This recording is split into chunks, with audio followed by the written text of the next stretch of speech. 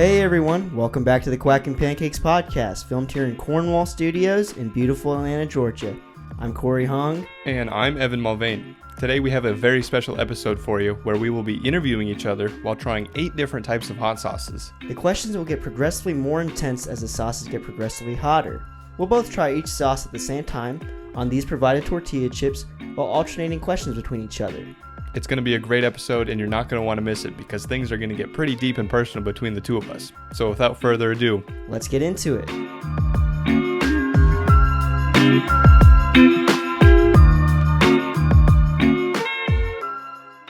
So Thanksgiving was this past Thursday. Thanks, by the way, for watching the Friendsgiving Special. Malcolm and Mario had a great time coming on, and we're so glad that they were able to take time out of their busy schedules to join us, and we'll have a lot more guests coming on in the future. So got a lot of great stuff in the works. Be on the lookout for that.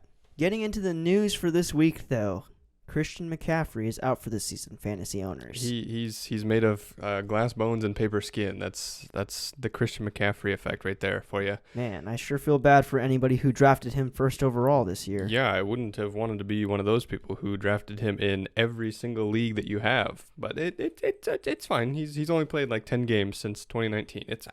I'm not bitter at all. Evan was one of those people. In case I was one of those that went people. over your head. But Yep. Will he still be within the top 5, top 10 draft picks for next fantasy season? Not for me. No, I refuse to draft him ever again in the first round. Anyways, if he's still around after the first round, maybe I'll pick him up, but definitely not first round. What about is Saquon in that same category now? Both of them are blacklisted from being just huge fantasy draft picks. We'll have to see. Saquon I will have to see. I really don't know how the rest of the year will play out for him. But we'll see. We'll see. I'm 3-9 now in our league, I believe. About 500 in mine, I think.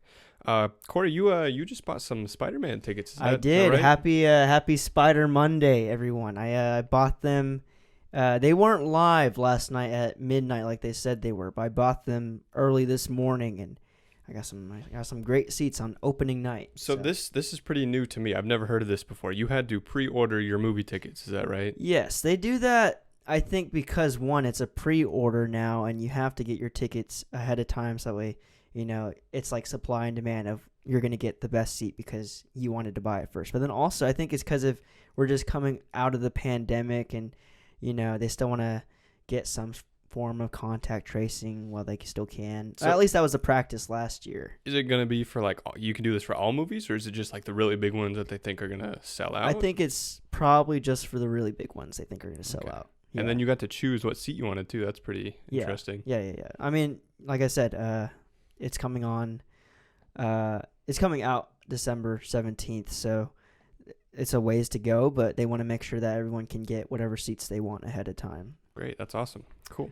And I believe that in addition to me having some big news with Spider-Man tickets, you had some big news this past weekend. Yeah, it's some news, all right. We just had a little get-together. You and I had some of our high school friends come over, and hopefully they're people that we will see on the podcast eventually. Mm-hmm. You never know. But yeah, we just finished finishing our basement, and so I had to kind of christen it with a little get-together. So that was fun. Right. And it's a wet bar, right? It is, yeah. So there's like a sink. We got a bunch of shelves with alcohol on it and a bunch of cool decorations and knickknacks and stuff. So really cool. Really neat little area. Advice for anyone watching this who orders pizza, probably don't do it over the phone, right? Oh, yeah. Okay. So this is probably, it's the way it's been for a lot of restaurants where they have a more expensive kind of ordering process, but then their kind of shtick is you put in a coupon code and it's cheaper.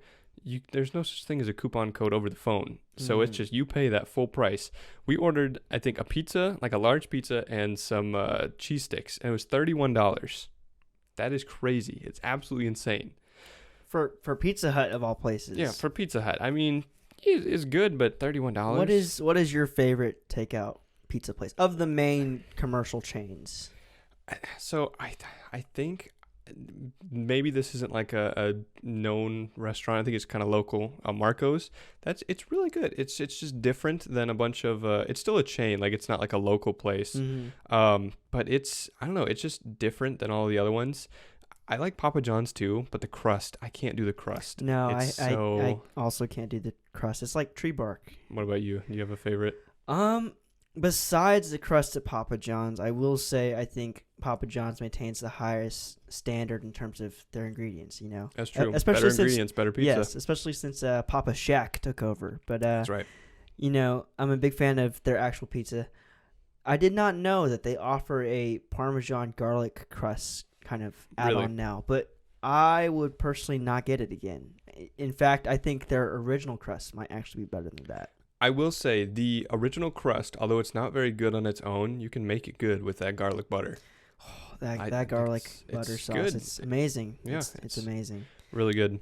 All right, so we haven't touched on this in a little bit, but just to get back into the normal swing of things, is we do a traffic report on the show just to highlight the current traffic situation in Atlanta. Sometimes it might be different. Most of the time, it's probably the same, but you know, I don't think it was actually that bad for the past few days. You know, all of our little gimmicks aside, it was kind of decent. You know, relatively decent. Well, I mean, on Thanksgiving, like, it was completely empty, obviously, and even the day after, it was completely empty. This weekend was starting to pick things back up. I'm sure as the week proceeds and progresses, it's going to get back into the normal swing of things. Yeah, I made the mistake of going to a Walmart on that Friday, and I didn't realize at the time because it wasn't busy. Like, it was just, you know, another day, and it wasn't until after the fact when I got home I was like, wait, it's Black Friday, but there was like nobody out. Really? Yeah, there was like nobody really doing anything. I think a lot of stores, like I know Target for sure has done away with the whole Black Friday thing. They're closed. Really? They don't even do it anymore. They don't do it anymore. They realize that they're losing more money opening the store at that time. So they did away with it, and I think a lot of other companies are doing the same thing. So what about stores that usually have huge technological drops around this time? What about like Best Buy or GameStop? You know, I can't speak on those, no. But hopefully, I mean, for the safety, and I mean, it's Thanksgiving. We were getting to the point where people were like eating their Thanksgiving dinner, like, all right, peace out. We're going to go wait in line for like hours. That's just, it doesn't feel very like, I don't know. It's not really the holiday spirit. That's correct. That's correct. I mean, I think it's for the best. If more companies kind of follow suit on that one, you're not really missing anything. Right. So traffic report, not that bad this week, but we'll see how it goes for next episode. All right, so getting into the Quacking Pancakes question of the week. This is a question that me and Evan will usually curate ourselves, and it'll be on the whiteboard behind him. And the question for this week is, who is your least favorite fictional character? Least favorite fictional character. I really like this question because I had something immediately for this one. Okay. I know that if you think about this question, you're thinking, okay, my least favorite fictional character. I'm sure the first things that come to your mind are like Hopper from Bug's Life or the Prospector from Toy Story 2. Absolutely awful characters. But if you're not thinking about that, then you're probably thinking of my least favorite character, which is Grandpa Joe from Charlie and the Chocolate Factory. No, Willy Wonka and the Chocolate Factory. Both of them awful, but I'm talking about Willy Wonka and the Chocolate Factory specifically. Absolutely terrible human being. He's bedridden for God knows how many years. And as soon as Charlie comes into the house, he's like, guys, I got the golden ticket. I'm going to the chocolate factory. Grandpa Joe's like, I can walk. I'm perfectly healthy and normal. But aside from, you know, not being able to feed myself for the last 50 years. Just think of Mom and Dad bucket has probably had to wipe up after him. Lots of asses being wiped, yes. for sure. And all of a sudden, he can walk, he can wipe his ass, and now he is going with Charlie to Willy Wonka's chocolate What is this factory. thing about his pinkies, too, with the pinky nails? Okay, this is actually a little bit of trivia if you don't know this. So there's a picture somewhere of the Grandpa Joe. He's like holding on to Charlie's shoulders, and it was not really a mistake, just like they kind of overlooked this.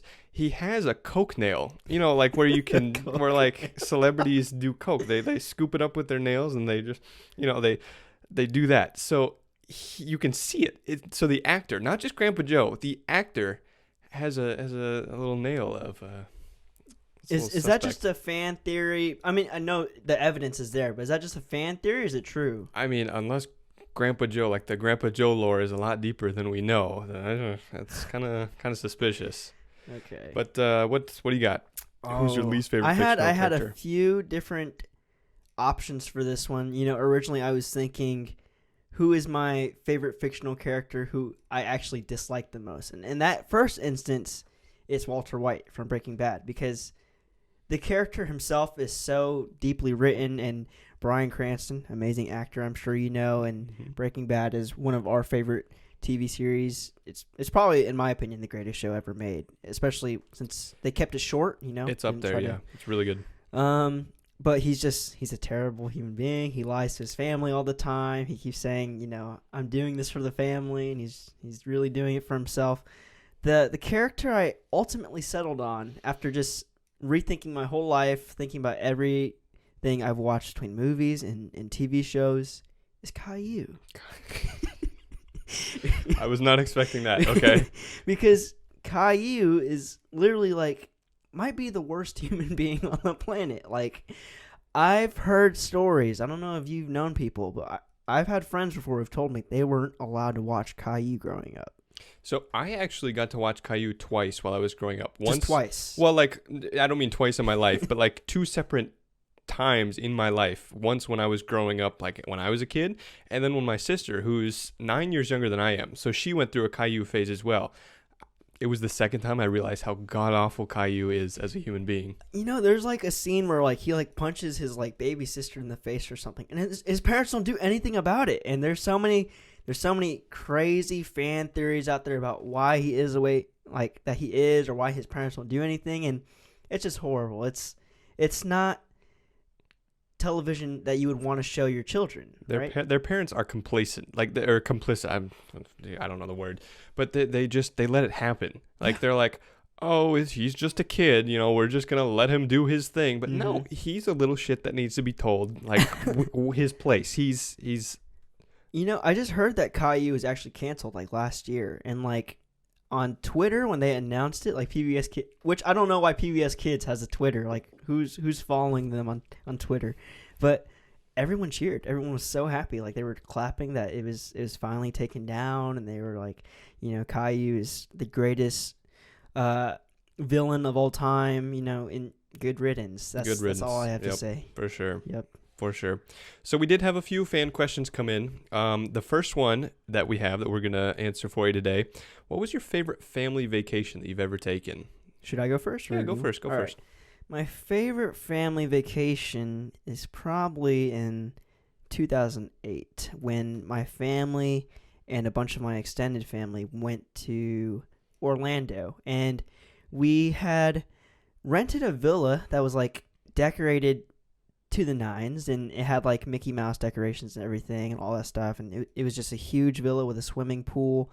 Went to Universal Studios and Disney World with my cousins, and 2008 was such a great year. I don't know if you remember 2008. 2008 was a pretty good year. I was in Wisconsin at the time. I was living life, enjoying it. Just to date us a little bit, I think Wizards of Waverly Place just came on the air then. Great show. Drake and Josh had just ended, but that meant iCarly was starting. Another great show. I think did you see the High School Musical 2 premiere? I did. Okay, yeah. So it was, I think it was Phineas and Ferb was on or something like that. Yes, Phineas and Ferb and they was had on the little as well. countdown in the bottom that was the countdown for High School Musical 2. I think they also did the Disney Channel games that summer, and this is also the golden era of when all the peak cartoons were still on. I think Ed, Edd and Eddy was still on. Grim Adventures of Billy and Mandy was still on. Foster's Home was at its peak.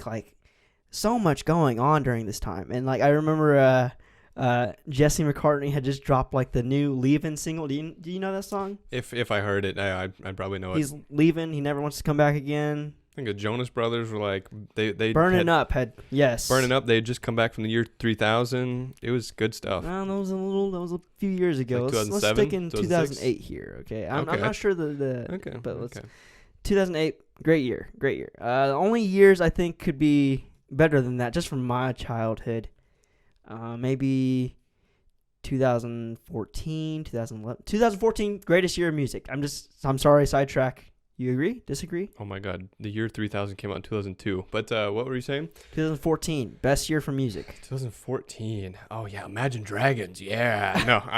No, 2014 was good. I like Cage the Elephant, Young the Giant. I love going through like the Billboard top, like 100 by the year. Mm-hmm. That's a nostalgia trip right there. If you ever just are bored and just go to the Billboard top 100, they have like alternative lists. Really good music. Mm-hmm. Really, really good music. But yeah, 2008 overall, probably one of my favorite years from my actual childhood, favorite family vacation. What about you?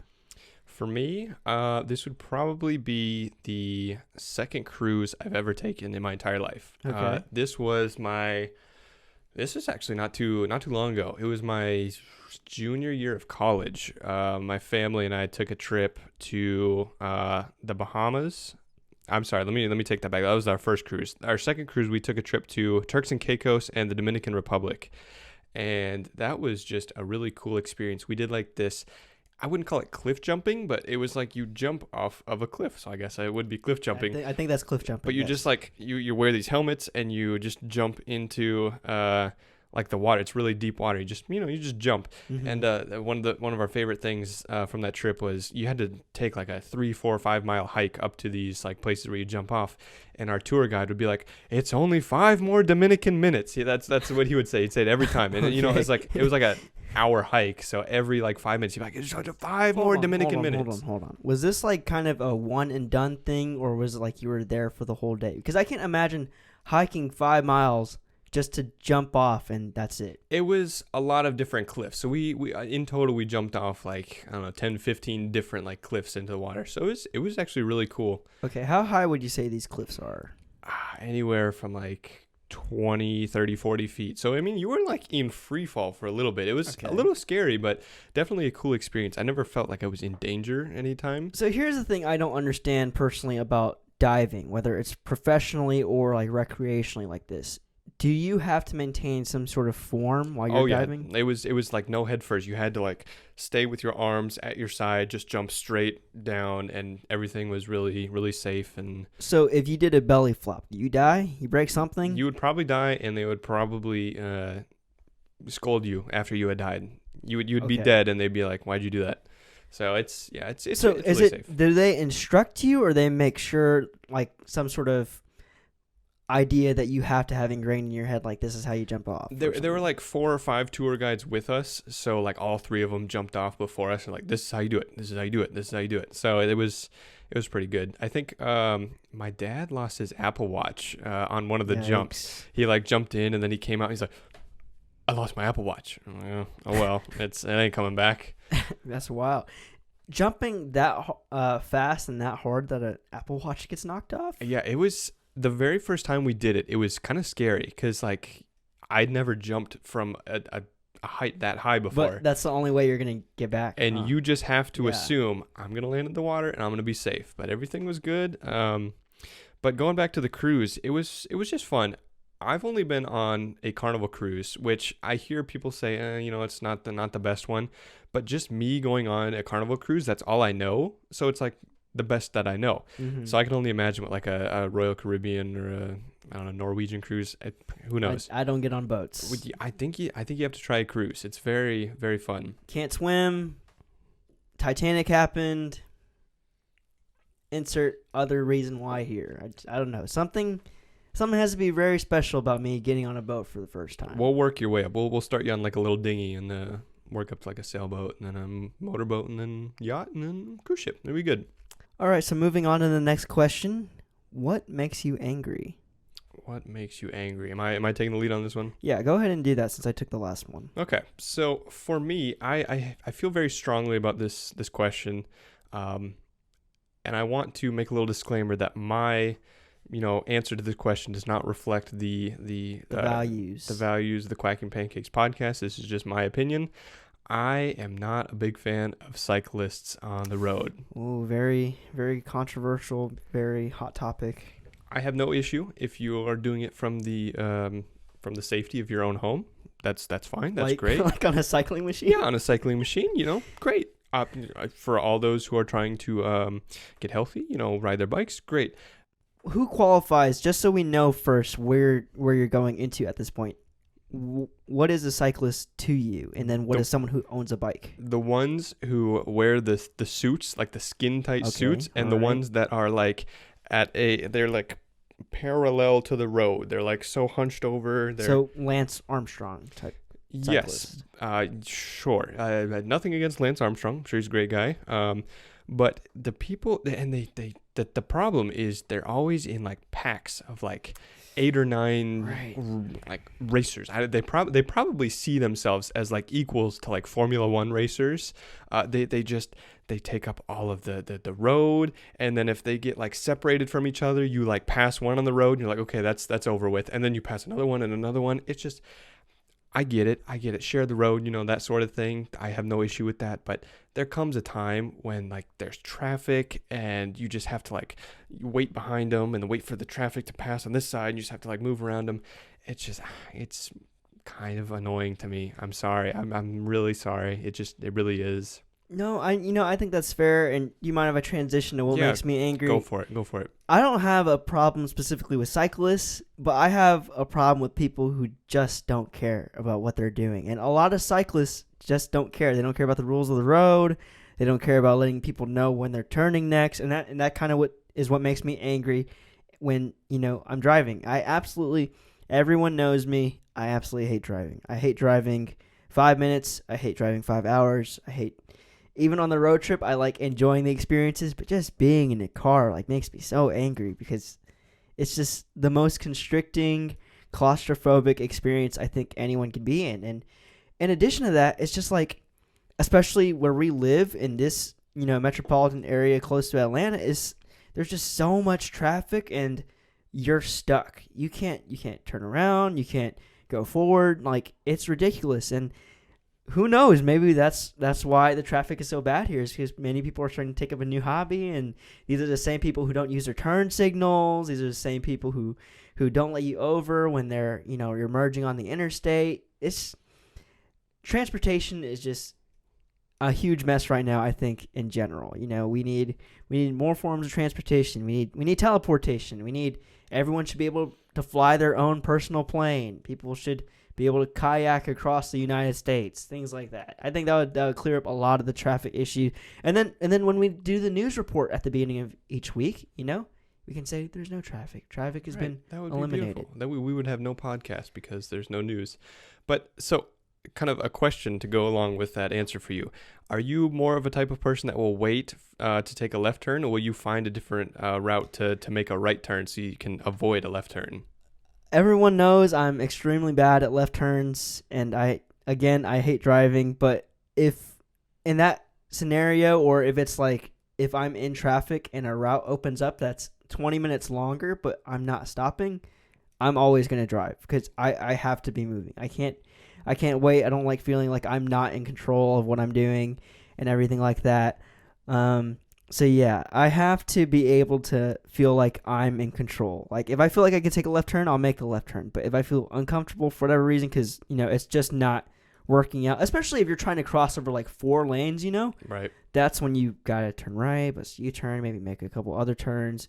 Who knows? But yeah, I'm very impatient with driving. I'm very impatient with other drivers, and I feel bad sometimes because some of those kids out there are student drivers. Some of those people are, senior citizens just trying to drive very slowly, and I have like no compassion. I have like road rage because I just don't understand why there's always, because in our instance where we live, it's not like people are getting into accidents or anything. It's just like there's just traffic just because there's traffic. I don't know if you've ever seen that picture before. I guess it's like a GIF of the kind of No, wait, I am a GIF person. Okay, yes. GIF, not GIF gang. The last place I worked at, they all called it GIF, and I was the only one who called it GIF, and I felt so embarrassed every day. But I stand by it. I think the person who invented it said it's GIF, right? Quacking Pancakes is GIF, not GIF gang. GIF, not GIF. But I was gonna kind of bring up the GIF of, it's like the traffic. It's like some Chinese traffic cam of how traffic works, and it's like when it stops up here, the traffic all the way back here doesn't even start to stop until like that traffic is moving. It's like a kind of a wave pattern. It's really cool to kind of see from like a bird's eye view. But yeah, so it kind of looks like we just get mad in the car. That's what it boils down to. Is another thing I'll just tag on real quick is that a lot of these people just also don't know where they're going. I live my life very much by routine. We have almost everything we need here besides, I wish we had more restaurants or like a mall or something, but that would add to the traffic. We have almost everything we need. There are so many people coming to our county, and it's growing so fast, and they just don't know where they're going. And I get so mad when I see like license plate Ohio out of all places. Like, what are you doing here? Like, we don't need you here. Like, things are already bad enough here. There's no reason for all these out-of-state travelers to be here, you know? Ohio and Florida, please just find a different way. Yes. Completely bypass our town just to, get wherever you're going. I'm sorry. Yep.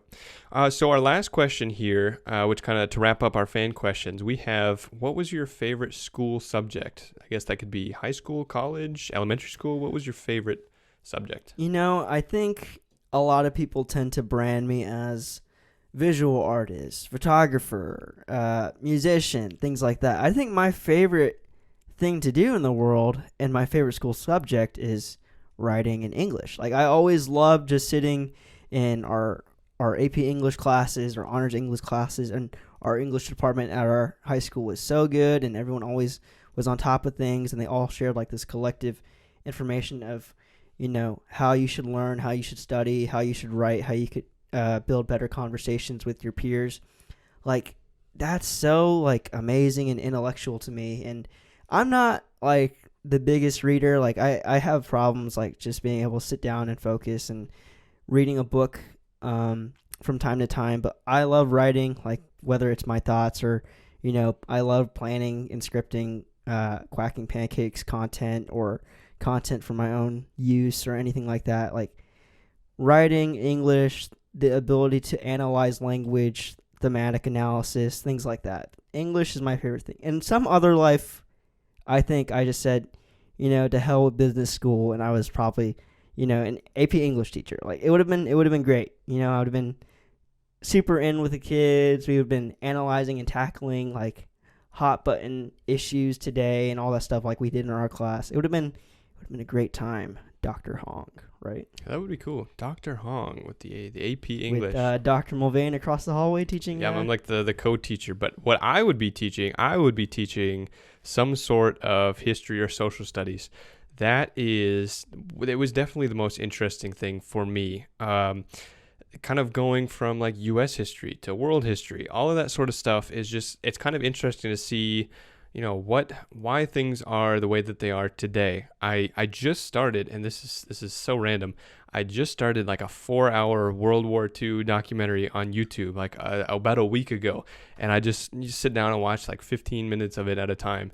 It's just so interesting to see why did this happen? Why did this country do what they did? What's the kind of like the thought process behind why they took over this country, and it's just so interesting to see the different like tactics and kind of all these sort of thought processes and people coming together. I think history is such a cool thing to kind of learn about and just kind of experience. Just like you could there was one project that we did in world history, a friend of ours who Craig. I don't know if we should name names. I don't know if we name dropped Craig before. But. Okay, but yeah, we worked on a project where we talked about the like Hammurabi's code, like an eye for an eye kind of thing, and it's just really cool to kind of like go back and kind of look at sort of the history of like language and all that sort of stuff. So I'm a big history kind of guy. That was my thing. So I have a question regarding history. Obviously when a lot of us are growing up, especially in the South, we're all, hugely patriotic, blindly patriotic in a lot of aspects because you don't really know any better. You're not really thinking in your own way, which not that we're not patriotic now or anything like that, but you have to really have your own opinion and voice to be able to think for yourself as opposed to the voices around you.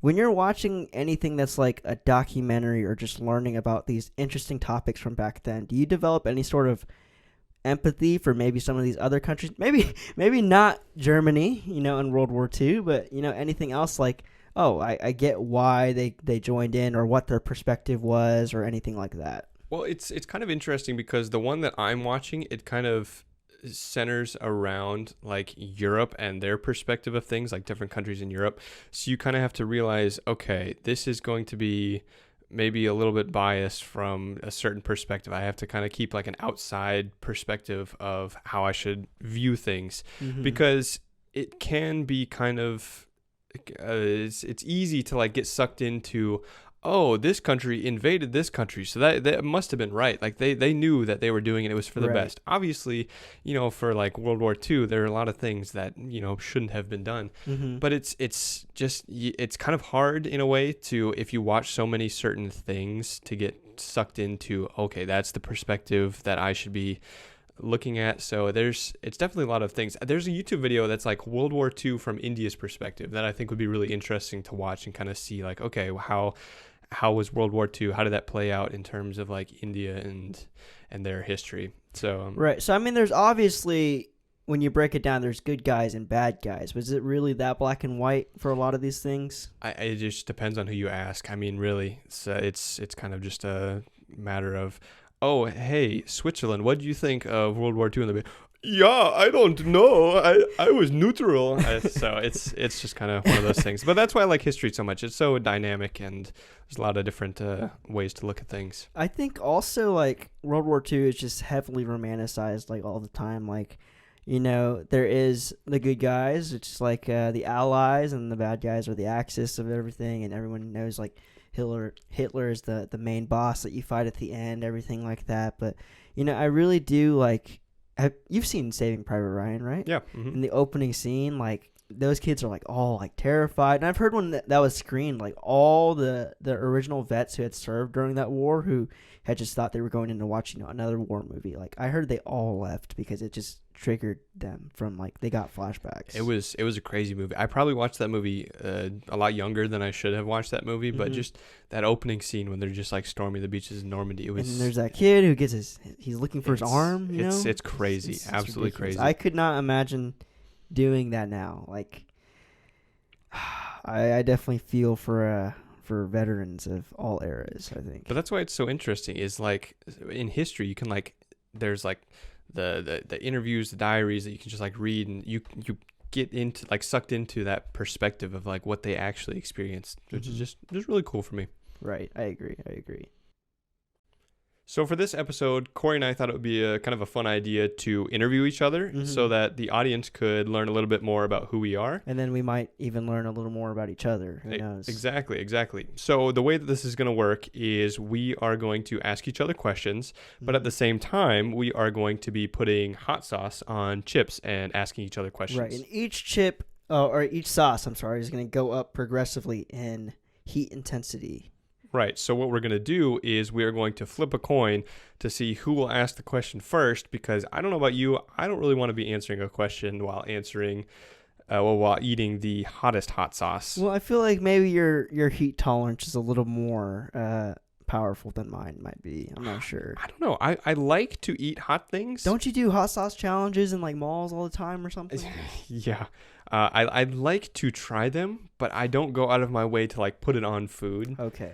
So this will be interesting. I don't know how hot these are. We've never had these before, so this will be the first time for both of us. So do you want to call it while it's in the air here? Yeah, sure. All right. Heads. It is heads. Would you like to ask the first question? I will. Yeah, asking, right? Yeah, I would want to ask. No. Wait, you should ask first. Okay, let's see. Yes, because if you're asking first, then that means I'm going to go 7th. Okay, all right. So I will ask you the first question. Okay. All right. So I guess help yourself to a chip, and let's dig into. Well, both of us are, just to clarify, both of us will be trying each flavor. It's just who's going to be answering on level 8. Yeah, I think I would rather be crying while asking a question than crying while answering a question. It's what flavor? It's ghost pepper, right? Yeah, the last one's ghost pepper. But the first one, I think we have jalapeno as our first chip here. You grow your own jalapenos, don't you? I do. Every summer, or I guess I start in the spring. Every spring, I like to plant it from seeds, and then I grow it. And then sometimes, I think on last episode we talked about I like to pickle my jalapenos. Have you had a chance to smell these yet? I have. I smelled them, but I didn't want to taste them. This does smell pretty authentic to jalapenos, I think. Let's see what we got. Yeah. Okay, I guess that's a good jalapeno question. All right. So I will get. What's the standard here? How many dabs we getting? I feel like we gotta do a couple because it's not gonna be too hot. You know, we gotta. Right. That's probably good. That's good right there. Go, sir. All right. So I am asking you the first question. So the first question I have is, and I guess I should probably wait until I get my little dab on here. Oh, that's a lot more than a dab. Good luck with that one. Cheers.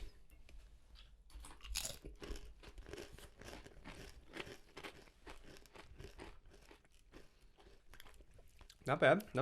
Wow, that's actually a little bit more spicy than I would have expected for the first sauce. No, that's interesting because with these Doritos, send the check Doritos, that kind of tastes a little bit like do you remember when Doritos had a salsa flavor? Doritos had a salsa flavor. It was in a black bag. Really? It was when they had the old school logo. It was in a black bag, and they still make salsa Doritos that come in the Munchies Flamin' Hot collection. You know? Okay. No, I don't think I've ever seen that. Okay, all right, but that's what it tastes like. You should definitely try to find a bag on like eBay or something. I will for sure. So it's been a while since they've sold it. They had it like as a main staple of their line. Like it was nacho cheese, Cool Ranch, salsa flavored, and then like eventually salsa just dropped off, and now you can only get them in the Munchies packs. Interesting. So for my first question, not going in too entirely deep here. You know, it's the first sauce. Don't have to be too crazy. My first question is.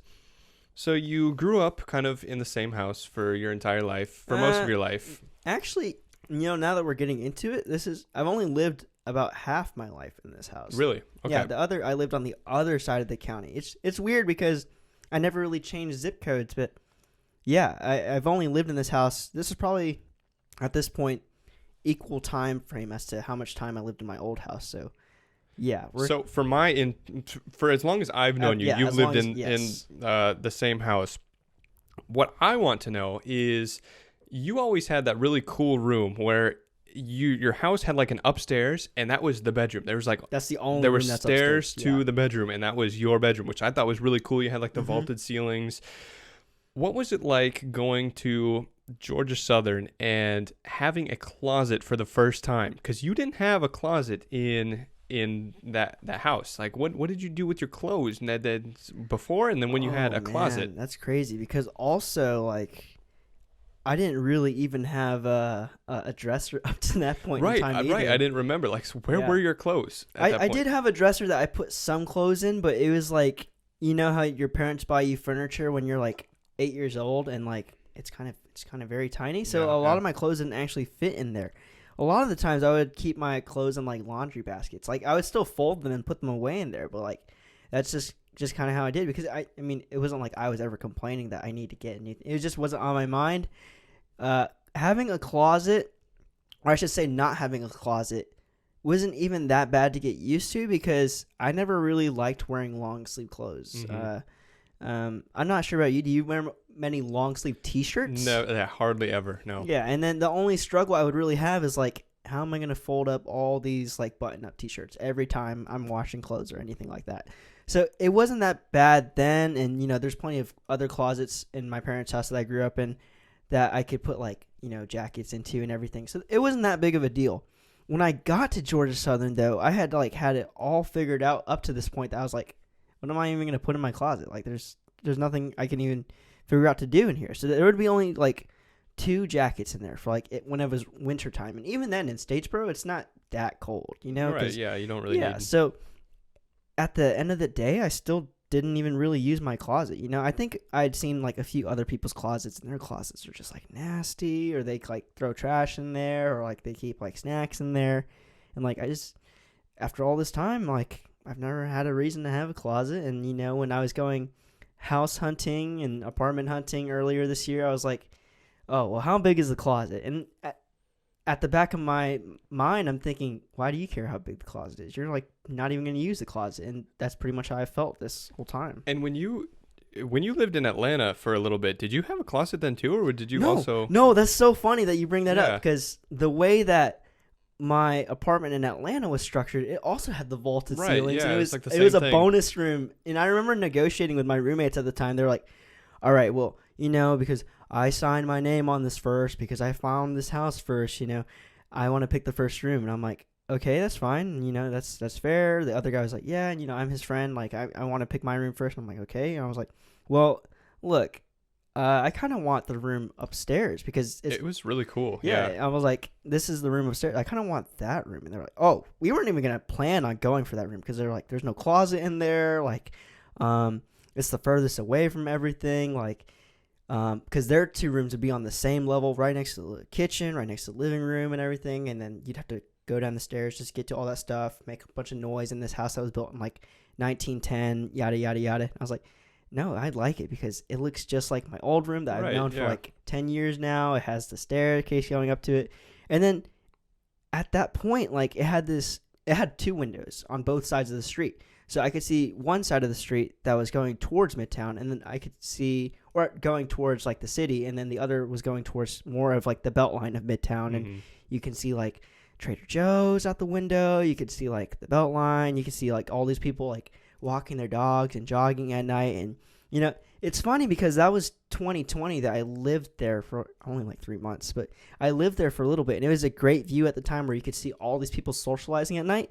I think, was it later that year, or like maybe it was this year, like there was a bunch of murders in like Piedmont Park, right? Yeah, it was like a weird period of time. It might have been it was probably like earlier this year when like all of a sudden it was like there was like a serial killer in Piedmont Park, and like people didn't really want to go out, and it was a really sad story. Yeah, too. very, very weird period of time for sure. But that was a very interesting area to live in. It's just the house wasn't very well maintained, and the landlord was I don't know if you've ever heard of this before, or any of our viewers have ever heard of this before, but like he did not take an online payment. Everything had to be written in by a check that was stamped, or it was counted as late. It was absolutely horrible. But did he only take mail through the Pony Express too? Is that how that worked? Yeah, pretty much. But yeah, in terms of that room, like I loved that room as well. It was pretty much an extension of the room at my parents' house. That's like just more expanded and in Atlanta and everything. But the thing about that is just living in Atlanta, which is why we don't now, is it's so noisy and there's so much traffic. And that is the one thing. When I came back home, during college, when I would come back home to my parents' house, I would always tell them it's so quiet here, like during the day. Like when we lived in Statesboro, when I lived in like some of the apartments, it was never quiet. Like it was never complete silence. Whenever you were just quiet, it was like you could hear just like things happening.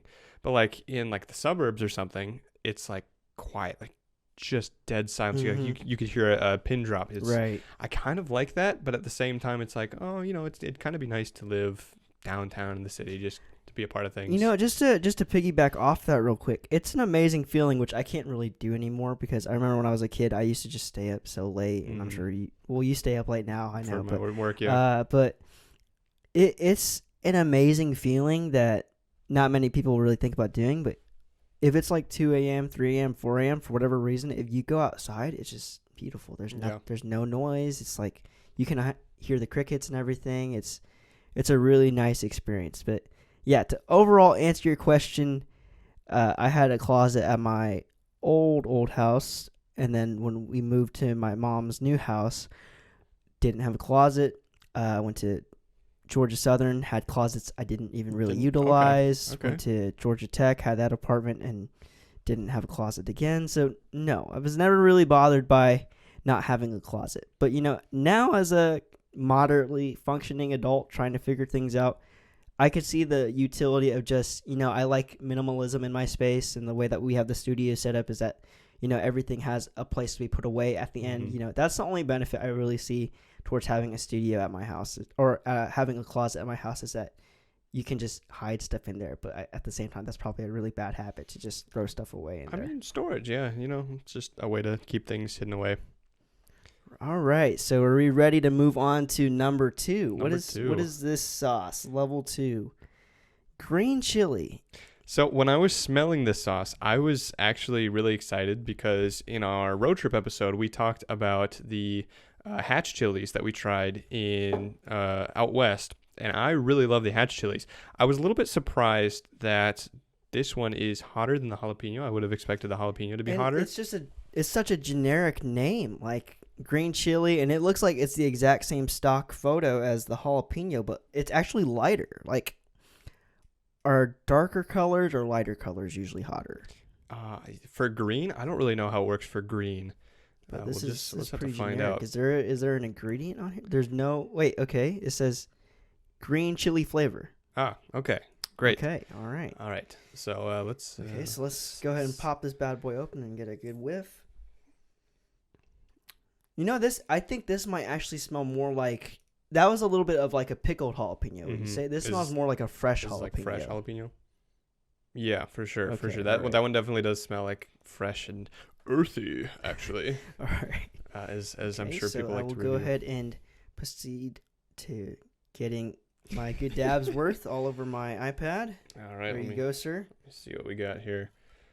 All right. So let me make sure I pour it onto the part where it will not spill all over the place. Oh, boy. All right. You ready? It's going to smell like hot sauce in this room for it really will. All right. Cheers. I just spilled it all over my pants, so we're doing great. You know, like, these were a lot more flavorful than I actually thought they would be. We paid $15 for all 8 of these hot sauces, so not bad at all. And I know hot sauces can get pretty expensive on their own in the individual bottle, right? For sure. Where's that cap? I'll take the cap from you. All right, here's the cap. I'll go ahead and proceed to ask you this question, sir. Go for it. All right, so we've touched on this a little bit in earlier episodes, but you kind of self-identify as a Midwestern boy, would you say?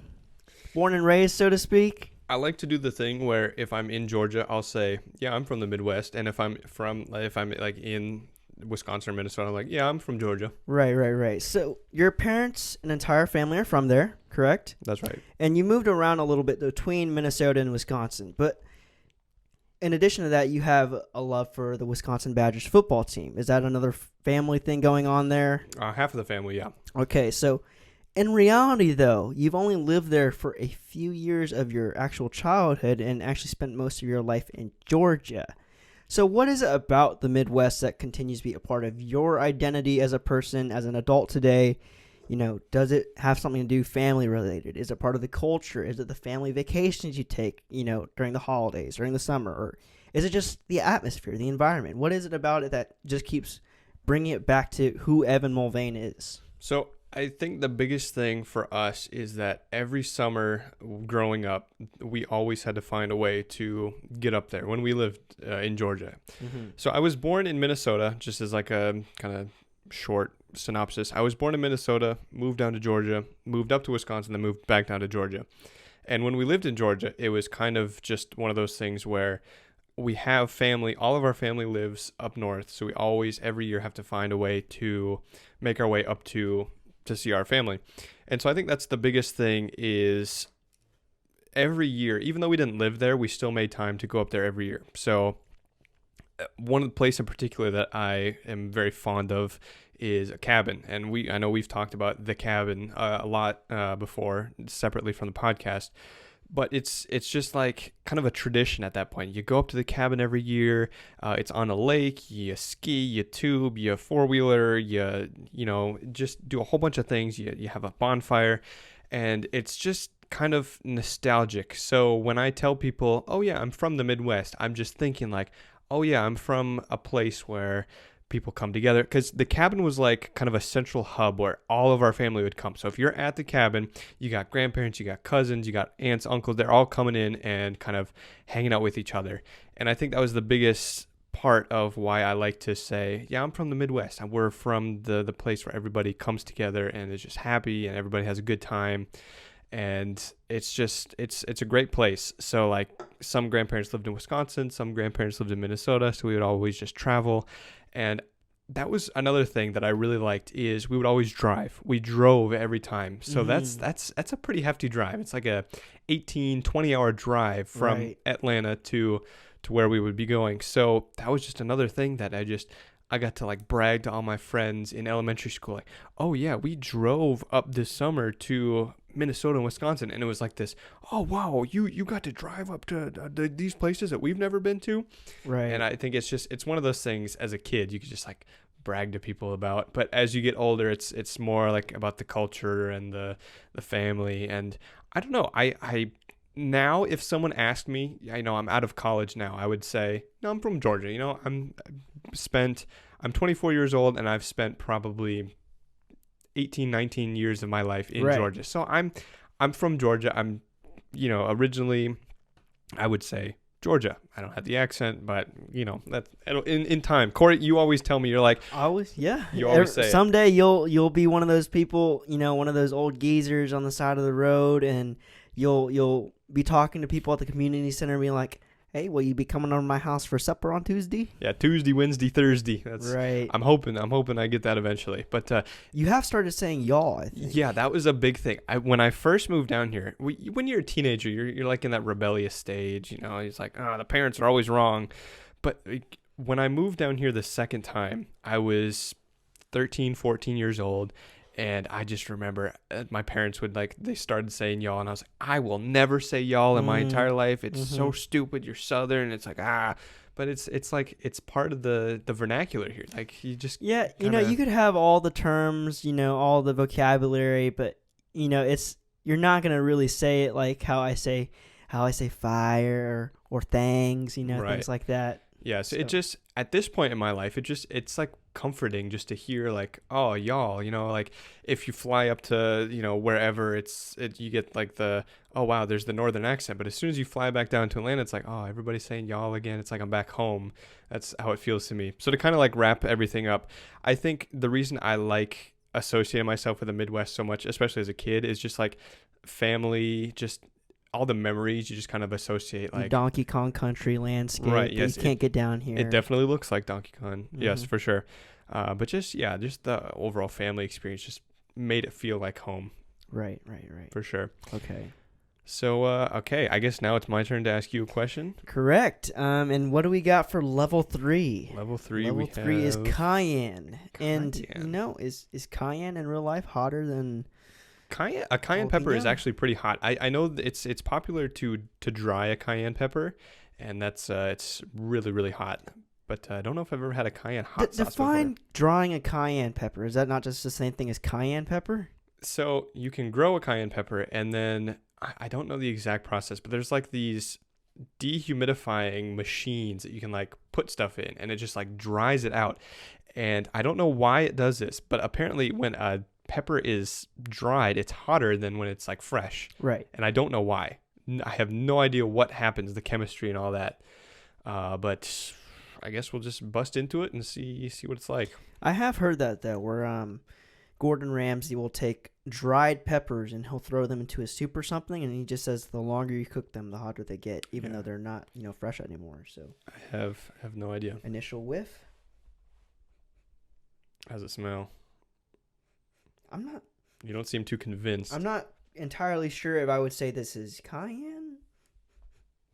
Actually, I could see it, because the closest thing I can associate this with is Nashville hot sauce. Nashville hot sauce is made up entirely of cayenne pepper and a few other things like brown sugar. But, I think this is pretty close to that. It says the ingredients is aged red peppers. I don't know if I've ever had a cayenne pepper on its own before. It smells interesting. We'll definitely see how it tastes. I'm not sure how cayenne-y, but all right. Here we go. One thing I'll point out is that I really do like these Cool Ranch chips that are just like very colorful. You don't really get this in any of the other ones, like especially nacho cheese. Nacho cheese is more like a dusting. This is more like a seasoning. Oh, it's like a red and green. I've never like actually looked at it. But well, I'm not talking about just the actual seasoning itself, but like when you get the ones that are like this, this is like a highly decorated chip. It is. They do do a very good job at making it very homogeneous in their seasoning. All right, so there's that. I made sure not to get too much of the dab on here. All right, let me see. Oh, this is a fancy chip shape. Hopefully it'll be conducive for my sauce pouring here. All right, we got. Whoa, that's good Lord. All right, these sauces are runny. They're a little runny. All right. Cheers. Cheers.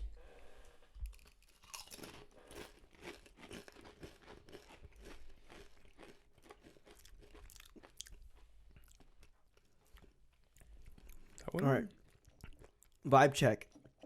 Would you say these are definitely getting hotter a little bit? I think so. I think I could tell it. I don't know. I'm going to be completely honest. I think the jalapeno one has been the hottest one so far. Really? To me, anyways. But I think that might also be because my mouth has just been hot this entire time. Mm-hmm. So, like, it probably is getting a little bit hotter. I really am surprised at how tasty some of these actually are. Yeah, some of them are actually pretty good. All right. Okay, so for my question, getting a little bit more serious other than your closet experience, you, in many ways, have been kind of artistic for as long as I've known you. You've, done music. You've written stuff from time to time. But what I remember most from like middle school and high school is your drawings. You would draw all the time. There would be times we would sit in class and you'd just be like, hey, stay still. Just keep that position right there. And you just draw a picture of me. And there have been other times when you would draw like pictures of like, your favorite artists or like musicians, stuff like that. What was your kind of inspiration for drawing? Like how did you know that I'm actually kind of good at drawing? Oh, this is a great question. It makes me think about it because this is something I actually don't think about, even though it's like one of those hobbies I'm trying to monetize right now. Because it's good, I should just say. It's not like he just draws just for the fun of it. It's actually pretty good. Well, I appreciate that, but yeah, getting into drawing, I think, like most kids, I've always loved cartoons. I've always loved fake anime like Dragon Ball, most people would say, and Evan watched like the first few hundred episodes of Dragon Ball Z before he gave up. The filler gets me. Yeah, but yeah, loved all that stuff, loved cartoons, loved fake anime, loved video game characters and all that stuff. And in the same way that I love writing, I think it is the aspect of actually just using my hand. And we do have something to display. When I hold a pencil, and I'm not sure how you do because you're left-handed, not that left-handed people have a difference. People have always commented that I hold my pencils between 2 fingers on this side and 2 fingers on that side, when most people say they do it like this. Is this how you would say you do it? That is how I do it. And the few people, not everyone does this, but the few people who have seen me do this have commented before. They're like, that's how artists hold their pencils. And I've always thought about that. I'm like, wow, that's pretty funny, because I've never met anyone else who holds their pencil like that besides maybe a handful of other artists who learn that way. And I think it's because, when you have 2 fingers on top, 2 fingers on bottom, you're not just using your pointer finger to just hold it down and everything like that. So it's kind of like extra stability on both ends of the thing.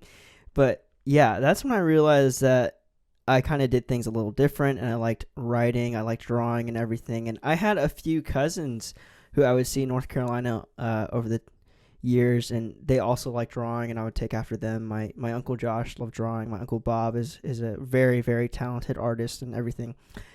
So I've always loved drawing. I was in art class, and because I had spent so much of my early childhood years just doodling and everything, I was actually in elementary school getting an art education as much as you can, middle school getting an art education as much as you can, and a lot of my work would actually be entered into like art contests for, elementary school or anything like that. And it was just really inspiring to me that I could do that and then try to keep it going. In a lot of ways, my first semester of college, I had changed my major 3 times going into then, because I had seen Dexter, and I really loved Dexter. And I remember the criminal justice. Yeah, I really wanted to do criminal justice, and I just figured that it wasn't for me because I think the way that the program was structured, it wasn't going to work out. So I switched to biochemistry, which I ultimately switched to chemistry, and I did fine in chemistry. Like the first chemistry class, like I did really well.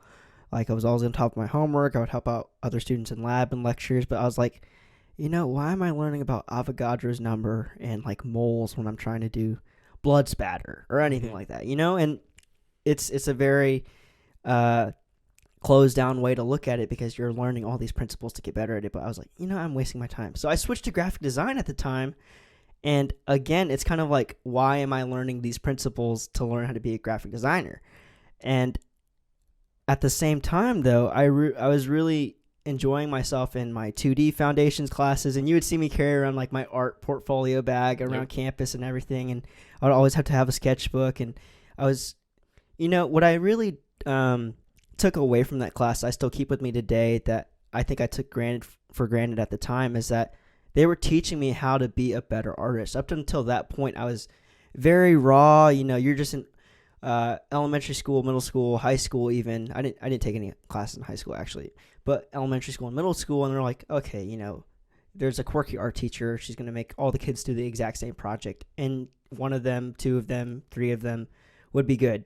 Everyone else would just be like, okay, you did the assignment. That's what I was going to ask you is, I remember at the time, because we lived together freshman year, and when you were taking some of those classes and you were like staying up like until 6, 7 in the morning doing your projects, and you'd always tell me, oh, I don't like this. But like looking back, is there like an appreciation now for some of those classes? Yeah, because like I said, I just came up and I was really raw. A lot of people, whether it was peers or my teachers or professors over the year, had told me like, yeah, this is all really good and all, but they've never really sat down with me to say, hey, here's what you can do to make it better. They've just, in a lot of ways, your ego gets boosted because they say it's good. They don't actually say, hey, we think you should work on this, or, that's great, but what have you looked at it from this way? Mm-hmm. When I got to college, there was an aspect of the design classes there, and I'm sure they did it in like other classes as well, where they're saying like, here's the assignment.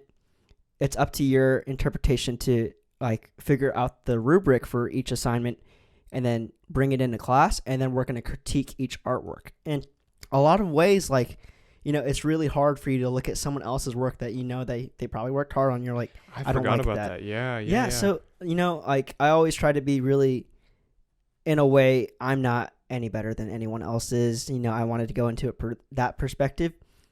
But I think the biggest thing that made me stand out from everyone else, and that you brought up, that I stayed up late all the time, is because I really don't like failing at anything. I don't like, saying that I make mistakes, that I'm human or anything like that. And so the thing that actually did make me better than everyone else is that only me and like one other student in the class would turn in their work on time. Everyone else would take like late days to turn it in. And so me and her were the only ones who had it going back and forth. So we would get a little more critique between each other, a little more time there, a little more time learning from the professor or anything like that. So yeah, sitting in those classes, being able to take constructive criticism to get better, being able to learn about foundation principles, about perspective or strokes or anything like that, was all extremely valuable, and things that I use today in anything I do. And it's like, I would not have figured that out unless I did take, like those 5-6 classes in art school. Were there people in those classes that you just knew like, oh, they're gonna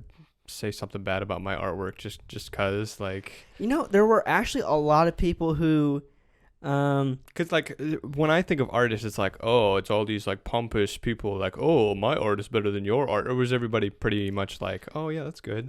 It's interesting because the job I just last worked at, everyone there was in some way a creative thinker, and they knew how to design things, or at least they knew what looked good.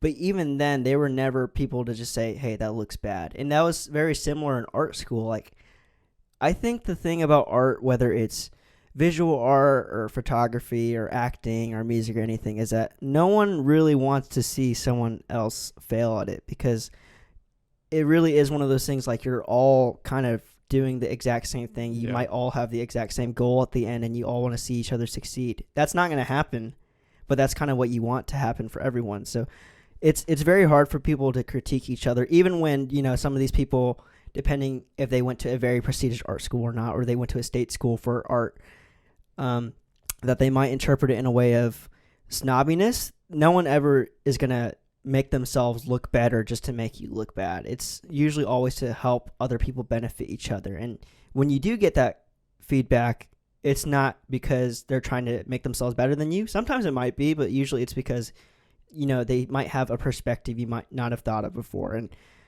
that's kind of how I thought of it between both peers and professors. Very cool. Very cool. Thank you. Yep. Okay, so what do we got here? Sriracha level 4. Sriracha. I thought that was like a brand name kind of thing. Is that? Yeah. What is sriracha made of? It's not a sriracha pepper, right? Aged chili peppers. No, there's no sriracha pepper, okay. But I mean, it says sriracha powder on here. Mystery. Yeah, this is the mystery round, I guess. Okay. Well, my family always called it rooster sauce. That's Rooster just because it sauce. has the rooster on it. it says sriracha. To my knowledge, I don't think there's a sriracha pepper. Do you know if there's a sriracha I don't think pepper? not that I know of. No. But they have a picture of an orange pepper here. Are they just using the same pepper for every It's bottle? the same pepper. It's the same pepper for every bottle, just slightly different in tone and color. But okay. All right, the thing that sets sriracha off, besides just saying sriracha powder, is that sriracha is made from chili peppers, very vague, and then garlic. Garlic's a very huge factor. Okay. Of I do sriracha. remember sriracha being very Yes. garlicky. Yeah.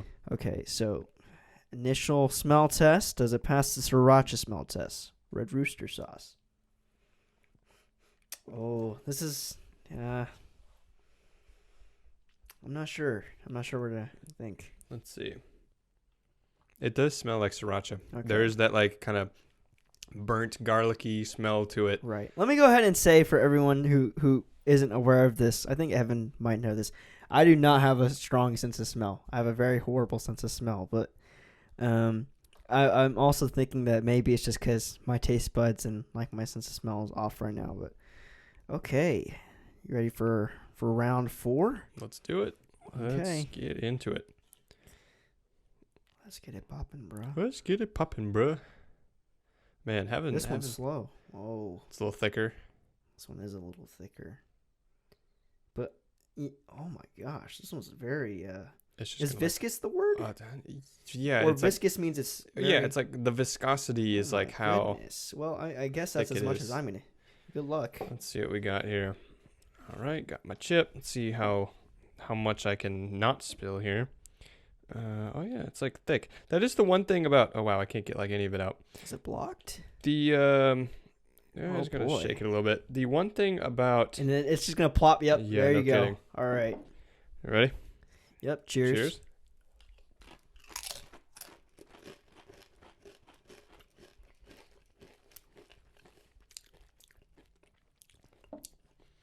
The spice didn't hit immediately, but it's a slow build up. It does. It definitely does taste like sriracha. Though. You can definitely taste that garlic factor in it. Yeah. All right. So moving on to your question.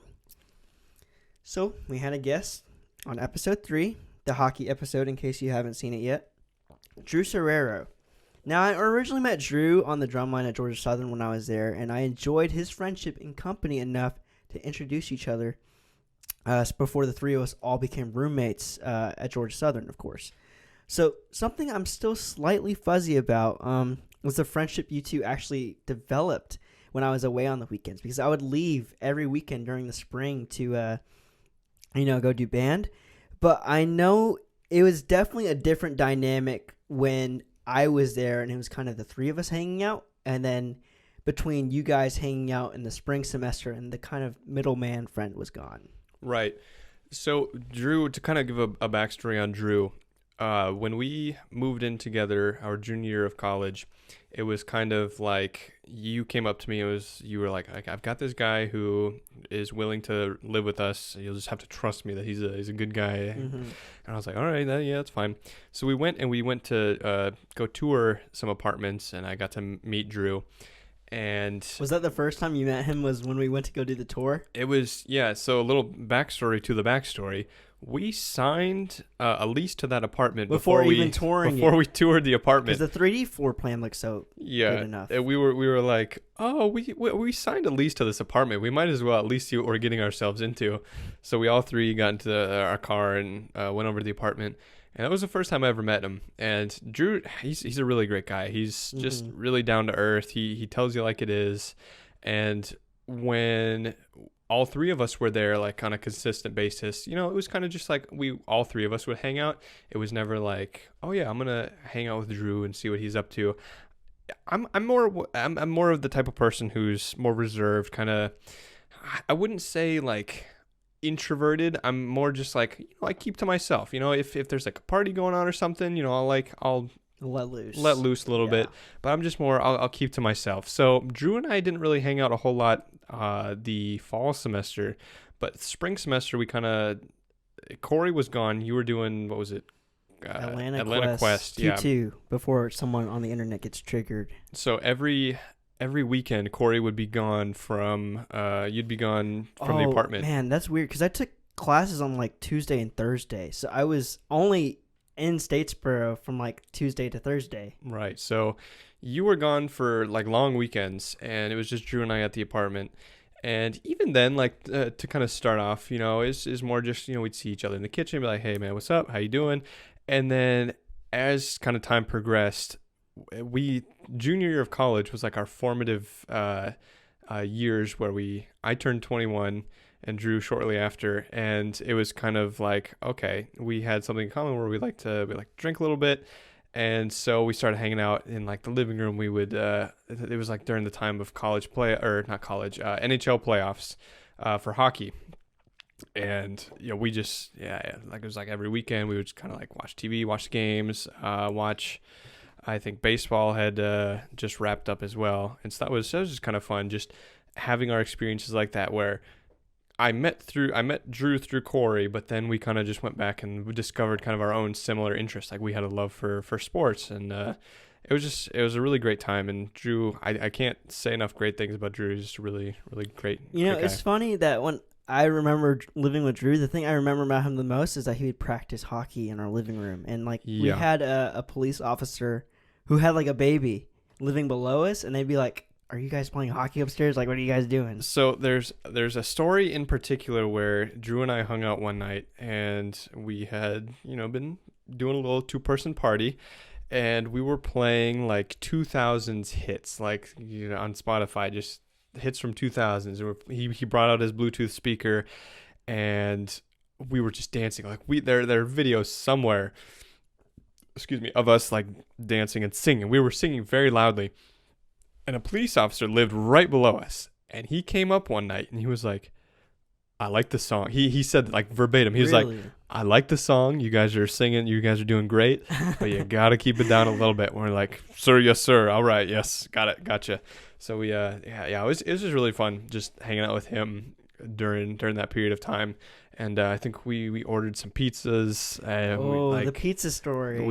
We ordered some pizzas, and it was like 3 helpings of Italian sausage, 2 helpings of pepperoni, and then like one green regular peppers. sausage. Yeah, it was like 1 spicy sausage. Yeah, it's like 3 Italian sausage and 1 regular sausage.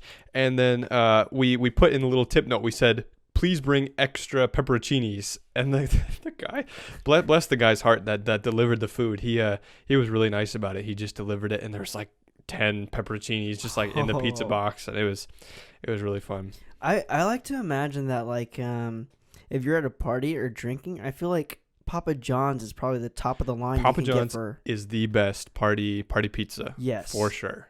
But at the housewarming the wet bar warming party we had for you, we ordered a Pizza Hut. $31 Pizza Hut. $31 Pizza Hut, and it hit the spot. But I personally think Papa John's would have hit in one of those moments. Yeah, it's like Papa John's has really good pizza. Like the pizza part of the pizza is very good. It's the crust that isn't so great. But when you've been drinking, it's like you don't really care about the crust. You're just like, food, yeah. Right. It's really good. Yeah. But another question I wanted to ask you about Drew real quick is just another thing I know you guys try to get into while I was gone. Besides, pizza and extravagant beer tasting is.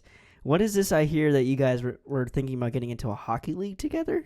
Right. So Drew, when he was on the podcast, if you haven't seen it, go watch episode 3 of the podcast.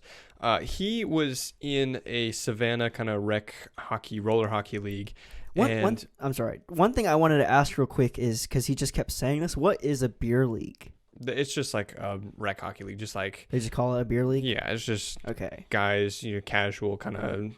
league where things aren't too serious, but it's just a bunch of guys who sometimes they drink while they're doing it. But yeah, it's just another name for it.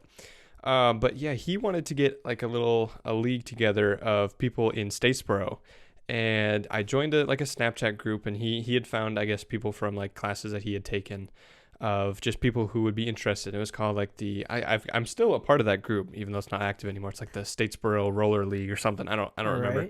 But my schedule just never lined up with his, and I never got out to skate with him.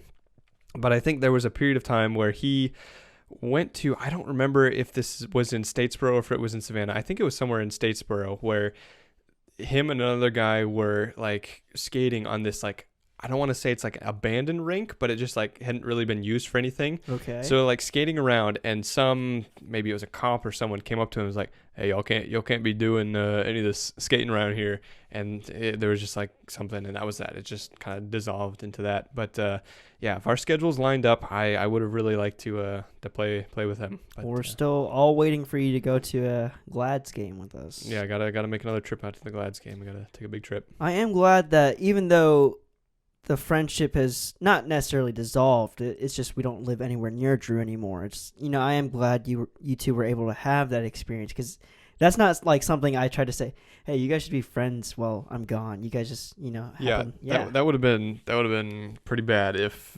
Drew was this guy who like I had nothing in common with. He was just like, just some guy. But no, once we hung out more, we were like, oh, you like this too? Oh, wow, you like this too? That's pretty cool. And we'll get to talk about it a little bit more. I think we might have him back on the podcast. For right. A special, let's leave that a secret for a little bit. But yes, Drew will be making a return in the future. There are some more stories we have, but we'll keep that on the DL. All right. Okay, so I guess my turn for a question for you. Sir. Do we want to get another chip lined up here? Okay, what do we have here? Is this it? Mango habanero, my favorite sauce. I'm excited for this one. For boneless wings. I'm very excited for this one. You can't get this at many places correctly, I think. Each time when you go, depending on where you're at, Buffalo Wild Wings or Wild Wing Cafe, mango habanero is always done differently. Domino's Pizza has a mango habanero sauce done completely differently than all those other places. And, I think this is a very easy sauce to mess up. Yeah, because you have to, it's like an art where you have the spicy, but you have like the sweet kind of tangy part of the mango, which when done correctly, is so good. It's so good. And I if we're talking about $15 worth of 8 sauces, I gotta say my hopes aren't especially high for this one. Okay, really? But I mean, do you think it's gonna be good? You make a good point, because I'll be honest, I've never actually seen orange, like this kind of orange mango habanero sauce. It's usually like a darker brown or red kind of I would color. also like to point out, if you've ever seen a habanero, this is not what it looks like. A habanero is very small and round. So that's correct. This is it's a mango jalapeno, probably. A mango jalapeno, correct. It does say it has natural mango flavor. Natural. I'm glad it's not like, the same concept of when you're having bananas and then banana flavoring. It's just not the same. Right. All right. So does it pass the smell test? Do you think so? Do you think it will? First glance? Well, I had already smelled all of these, and it actually did smell pretty mango habanero-y. I will say that. It kind of smells like, that's weird. It smells kind of like a Jolly Rancher. Rancher. Like okay. if a mango habanero Jolly Rancher was a thing. That's how sweet it kind of smells. Let me refresh my nose buds here. It smells very sweet, kind of like a candy. Yeah, I mean, candy-like. If it was a blind smell test, I'd be like, yeah, that's mango habanero. I could smell that. Have you ever had spicy candies before? Yes, I have. I think I got some from Trader Joe's one time, and I like them. They're good. Have you ever had I'm not sure the name is, I'm drawing a blank. They're like Mexican candies, but they're usually mango flavored, and they have like the seasoning on them. Really?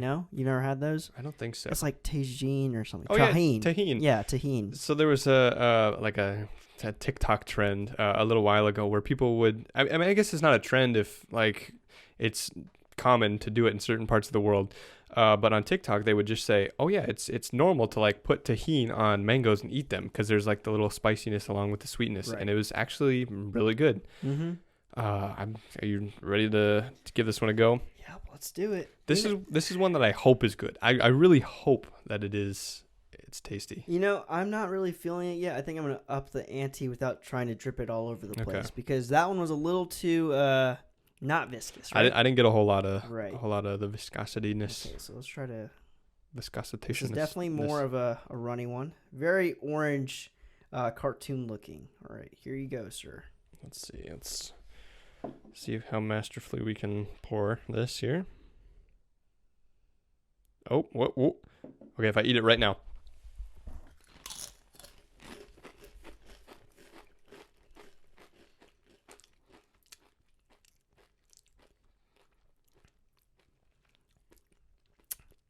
I'm not sure how much mango I actually taste in that, but it is a little bit more spicy. Yeah, definitely more spicy. Not a lot of mango on my... The one thing I'm noticing with all these sauces, they're all... vinegar is the first ingredient in all of these, which is probably why they're so cheap. But they all have that similar like base flavor of being like a vinegar sauce. Like you can taste that that one part. If this was like if the mango habanero was like more of a carrot based, I don't know if you've ever had like a carrot based hot sauce. No, is that really a thing? Yeah, it's like more thick. Just kind of changes the viscosity a little bit. I think that would make it a little bit better. But it's like a vinegar sauce that's flavored like mango habanero. Your face is getting a little pink, Mullvain. This is the first one that I'm like, ooh, that's a little hot. That's a little bit curious spicy. For the next ones. All right. So we are moving on to the third question I have for you, and this is about your kind of cooking experience. Okay. So as long as I have known you, you have been an avid chef, if I could say so myself. Home chef. We've gone through periods of different dishes that you've prepared. When I first kind of met you, there were the pizza bites that we made and the chachos. Pizza bites. Before we continue on, I'd like to kind of, without giving away your secret recipe, what were chachos for our audience here? Chachos, it wasn't necessarily my recipe, but it was inspired by... There was a show back in the day called Restaurant Impossible, and it featured the chef Robert Irvine. I'm not sure if you're familiar with him. Big guy, yeah. The huge guy. Very classy, and British too. So very, very elegant, very sophisticated in his mannerisms and everything. He had a television show called Restaurant Impossible, and it was basically he would go into these restaurants that were generally failing businesses, a lot like... Hotel Hell or like not Kitchen Nightmares. Kitchen Nightmares is a reality show, right? Yeah. There's these shows that Gordon Ramsay will go and he'll try to flip the restaurant, but it was pretty much the same concept. Chef Robert Irvine would go into. Did you notice I refer to him as Chef Robert Irvine? Chef Robert. Yeah, the way I just referred to them as Chef Ramsay, Chef Irvine. But he would go into these places, kind of try to figure out why it's failing financially, whether it's, because of the actual finances or because of the decor or because of, just the quality of the food. Chachos is a recipe he introduced to a sports bar called Scrimmages. And I still remember the name of the restaurant, but I'm not sure what episode and season it is. But he introduced it, and the way he created it is the restaurant had difficulty getting food out fast.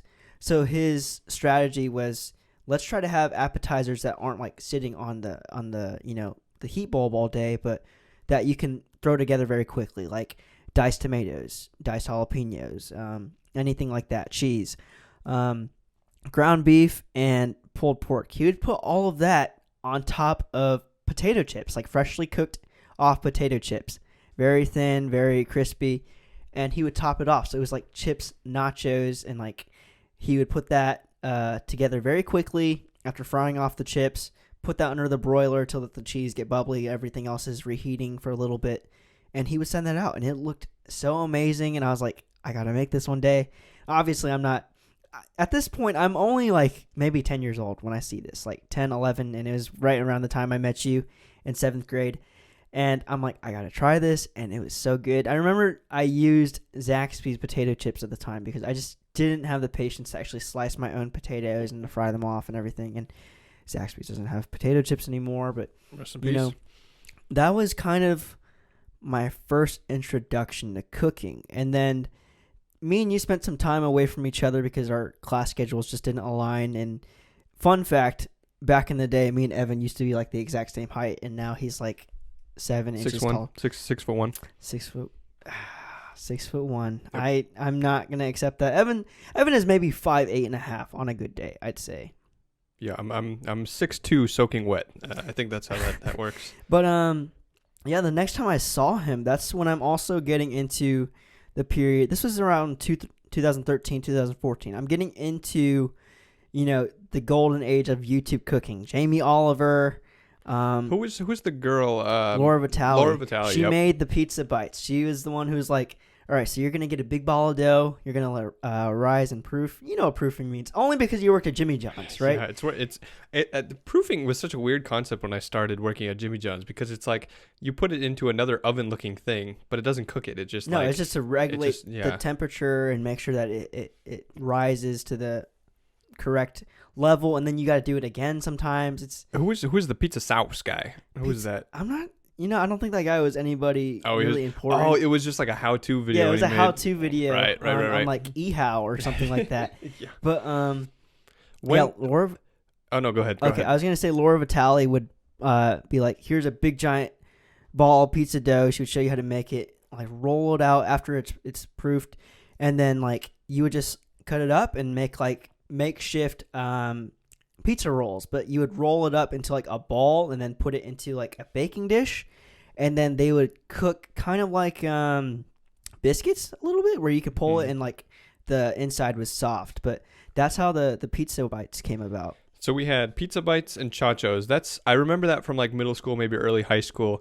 And then moving on, I remember there was a period of time, and even still today, where you would make like burgers. Like you would do this big thing. And what we did, even it was probably early high school, we had this quote unquote competition where we'd like, who can make the best burger? And when I grew up, I would always make, like, my parents would always make their burgers on the grill. They'd always grill burgers. So I always thought that was the way to make burgers. But you, on the other hand, your method for cooking burgers was like over on the stove. And so it was kind of interesting where we were like, okay, we're going to have this burger competition where I make my burgers on the grill and you make your burgers on the stove. And I think as time has progressed, I have realized I like a stove top burger a lot more than a grill burger. Yeah, because there's just another variable introduced when you're cooking it, in your backyard, of course. Like you have to either use like charcoal, and then you get that kind of Burger King taste, or like you have to use like wood sometimes, but lumber is very expensive nowadays. I'm not sure how much that factors into cooking, but it is a lot of extra work, and you got to get the temperatures right, and where you want the heat source to be and everything, and it's just a lot of work. The way that I know that I learned how to cook burgers is on the stove, obviously, and because Chef Ramsay would always show all these how-to videos of how to do it, and his thing was steaks. So he is the king of cooking steaks, and he cooks his burgers like how he cooks his steak. So he doesn't take the raw ground beef and like sprinkle like all his seasonings on there and then roll it up. Like he'll form the patty first to where it's the shape of a steak, season it like a steak on both sides, and then he'll put it on the grill or on the stove. And that's kind of how I've always done it. And you really only flip it once or twice because you don't want to lose too much of the flavor, or you don't want to, miscount or anything. And the way that I've always learned how to figure out the temperature that it's cooked to is he's always said something. I can't remember this for sure. It was like, this part of your hand is well done. This part is like rare, and then this part is rare, and then this is like medium rare, and you would have to like feel the burger patty or like the steak, and that's how you would know what someone's steak would taste like, but or their burger would taste like. And so that's how I learned I learned everything from YouTube. I learned everything from obviously watching Food Network. Like I loved watching Chopped. I loved watching Diners, Drive-Ins, and Dives, where they would go behind the scenes and kind of show how to make all these things. So, yeah, cooking is fun. Cooking is a very time-consuming process, and it can occasionally be pretty expensive, which I'll just say real quick. Like, a lot of people say you save a lot of money on cooking, and yes, you do. And I think that's why people meal prep or they go grocery shopping, but it really does take a lot of time to just get a good product out there. I got really lucky in college. Kory and I lived together in college for 3 years, and I got really lucky because there were like times during the week when he'd be like, "Hey, I'm cooking this like super good dish. come try some, or like come have some. And the buffalo chicken shells were the ones that I can Chicken remember off the top of my head. Those are my favorite. Where like they were like these really huge shells. You want to describe like kind of what? No, that yeah. dish They are was? just the huge shells that you would get, jumbo shells, and Mhm. you would just stuff them with like buffalo chicken dip that I would make from scratch as well. Right. Those were really good. So when can I expect a beef Wellington? When are you gonna be making one of those? You know, it's funny. I've never actually thought about making a beef Wellington, and I've never had a real desire to. But I feel like at this point, I probably do know how to make one. Isn't that like one of the hardest dishes to make? Like, isn't that Gordon Ramsay's like? That's Gordon threshold Ramsay's like favorite dish to make, and Yeah. I think that's actually what he's known for, besides just steaks and other fine dining things. But like, I'm pretty sure I've seen him make it so many times now that I know how he makes it. Like, he'll take he calls it a fillet. A fillet, A yep. fillet Mhm. of beef, and then like he'll put it down and he'll season it. And what he does is he'll take like mustard, and you know, this is the first time I've ever seen this until I actually went back and tried In-N-Out. He'll like caramelize the mustard on this, and he'll cook it off that way. Very good process. I'm a And big he fan. doesn't cook off the steak all the way through. He takes it off the grill, and that's when he has to make the, what are those things called? The dough. I'm not sure remember what it's called, but he'll take the dough and put it down. He'll wrap it up, and it's a process of what he wants to stuff in there. Like sometimes he'll put in mushrooms, and because beef Wellington is normally associated as a holiday dish, he'll put like chestnuts in there and everything, and rolled up. And he does this process of how he scorns it and everything. And you know, like I said, I've never tried it, but because Christmas is coming up, I might have to try it one day. Very cool. Can't wait. Yep. So what's next? We got level 5. We're getting to the end here. This is just regular habanero, and this is definitely not what a habanero looks like. Still the same JPEG pepper here. But this is not even the color now. No, habaneros could be like yellow, orange. They're not even really trying at this point. Okay, so like you were saying in the last one, is that all of these sauces are vinegar-based sauces. Wait, this is aged red habanero peppers. Are there red habanero peppers? Yeah, I think they could be red habaneros. Okay, but this is just that is not a completely- habanero. No. But this one says vegetable blend.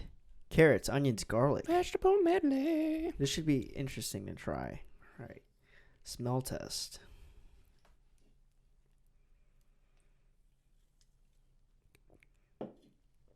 At this, you know, like I just touched on before, I've never had a strong sense of smell, but at this point, they're all starting to smell exactly the same to me. Yeah, there's that vinegar. It smells very similar. Okay, let's go ahead and get this bad boy on here. It's a runny one. Very runny. I'll take my chances with that. All right. Let's see here. Gonna pour it on very delicately. Oh no! I hate when it does this. It's gonna get clogged and then gonna pour out all at the same time here. All right, got one. Oh, yep. Oh, okay, There we're you good. go. Perfect. All right. Cheers. Cheers.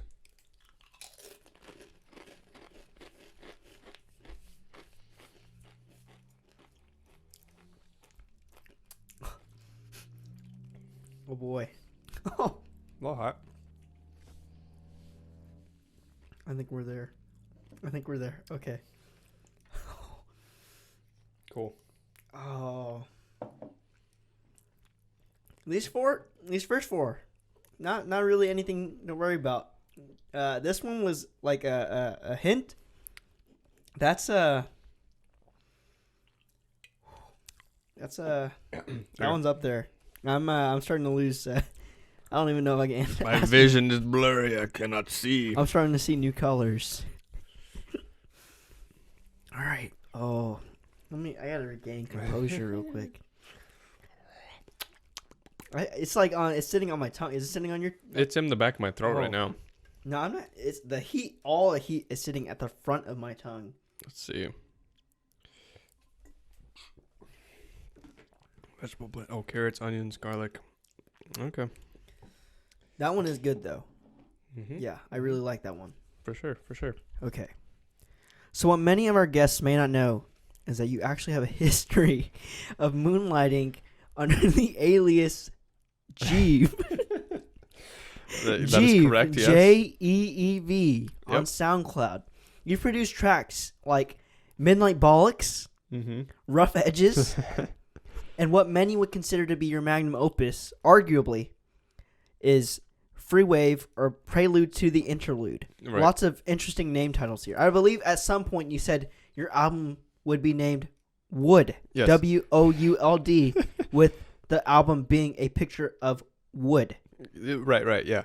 So I think half of the music making process for me is just the naming scheme. It's just, that's half the fun.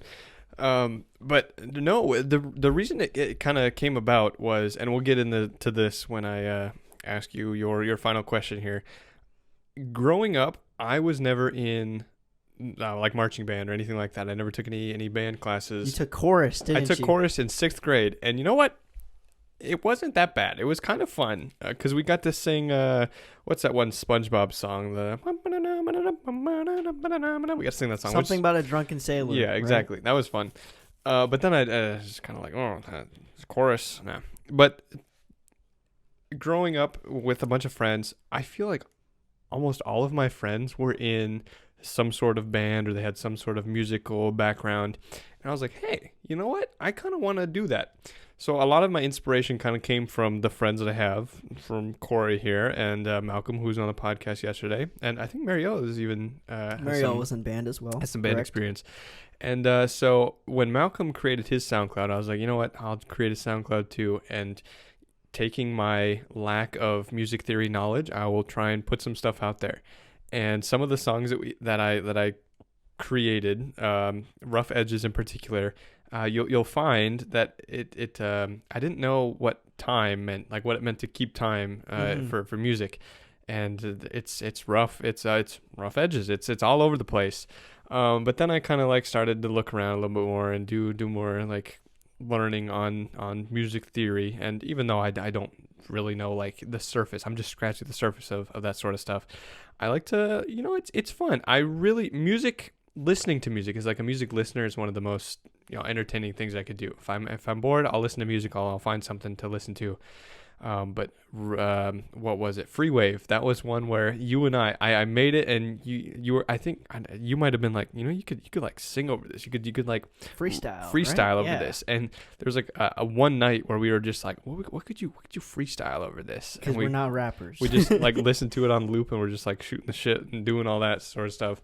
But that was fun. But yeah, I think the EP, the name of my EP was Forever Endeavor, Forever Endeavor. Forever Endeavor. Yeah, I was like, oh, this is so They're cool. all puns. They're all right? just stupid kind of pun things. But yeah. So where does the name Jeeve come from? So there's actually a story behind this. This is a really weird tangent. I used to play RuneScape back in the day. Okay. And I had an account, and the account name was Bad Evan Snake. That was the name of my account.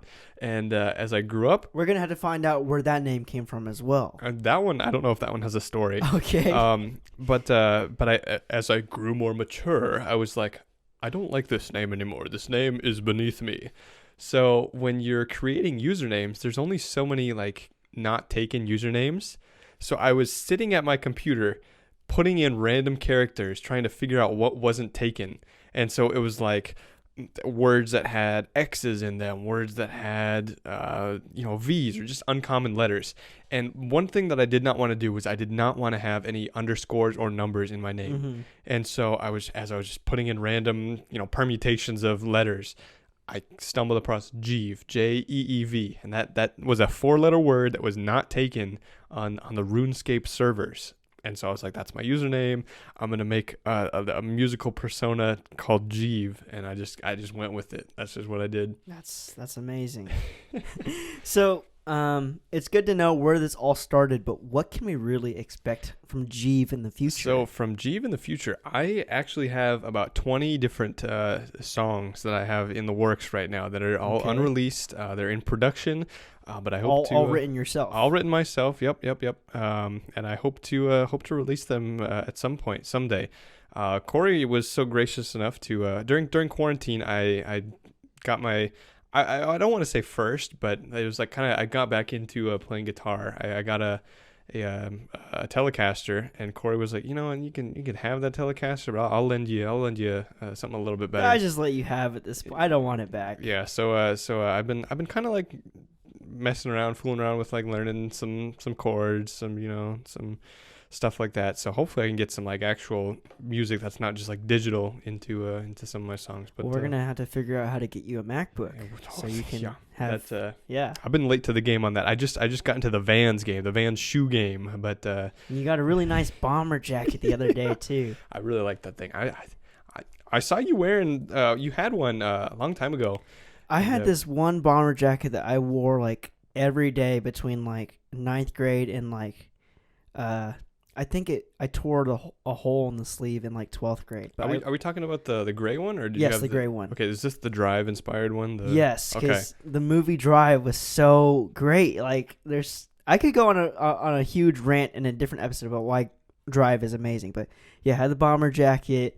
It's funny, like, to just call you out, like you're catching up, like, to all these trends that were like I was saying in high school. I would just wear the stereotypical khaki shorts and some random like graphic tee, regular tee, and there was a day when you had a pair of red shoes, a pair of red like off-brand Van type shoes. If we have this picture somewhere, we can throw the picture up here.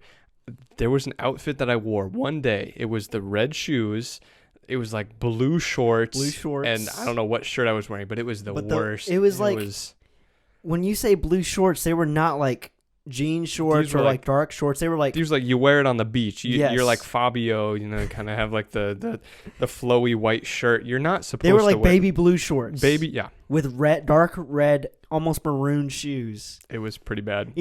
Just to further like emphasize your new kind of glow up in terms of fashion is that you took a step up from that, but you went to red shirt, khaki shorts, and then like Allbirds, and you wore, or at least white shoes, like Allbirds inspired shoes. I called it the first date look. I would always wear the same thing for like a first date that I went on. It was and we'll put up some pictures of the same outfit every day. It was the white shoes, the khaki pants, and then the red North Face shirt. And I never even realized how much I wore this one particular shirt until one day Kory was over at my house, and on the TV, where it was just like a kind of a collage of just like family photos, just like cycling through, and Kory was like, "Oh, hey, you're wearing the North Face shirt.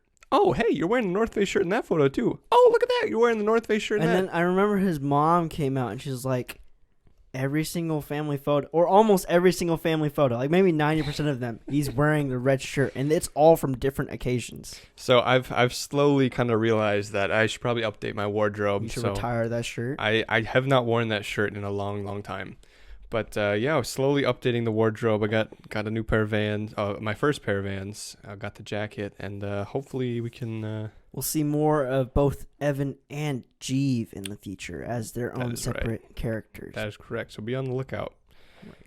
Okay, so I think we got one question each left, which means we have 2 sauces left. Right, and I believe this is my last question. Right. Okay. So we're looking at Chipotle here. So if you want to give that a little Chipotle. Sniff. This seems to be like a kind of a wild card here. This seems to be a little bit different than all the other ones we have. This one's brown. What do the ingredients look like on that one? In case you missed it, vinegar, aged red chipotle peppers, garlic, onion, spices. Just spices. Just spices. Okay. Caramel color. Caramel or caramel? Caramel. Does it depend on the context? I have never said caramel. I've always said caramel. I don't know if that's like just a regional. I say caramel when I'm reading it, but when I say I want a caramel macchiato, I say caramel macchiato. Oh, yeah, it's Starbucks. I'll say caramel frappuccino. It's one of those words where, because some words you're like, no, it's pronounced Jif, not Jif. Is caramel a southern thing? Caramel. I think caramel is like a northern thing. Caramel is like the southern thing, right? Are you sure?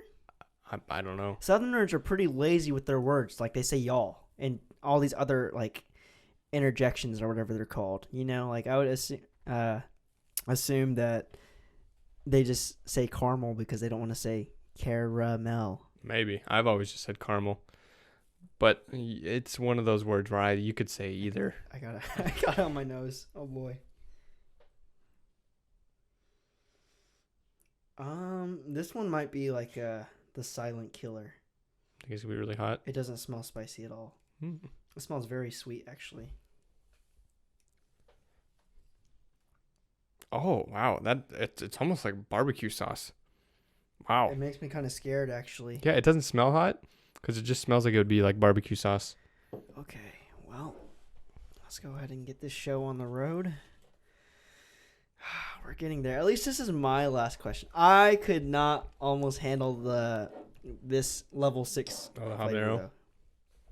I'm actually this looks like it could be good. I think I should go all out for this one. All out for that one. Okay. There's a good healthy amount on this chip. Here you go, sir. Thank you. There's a cap. All right. It's a little stuck again. Okay. There we go. Okay. And cheers to you. Cheers.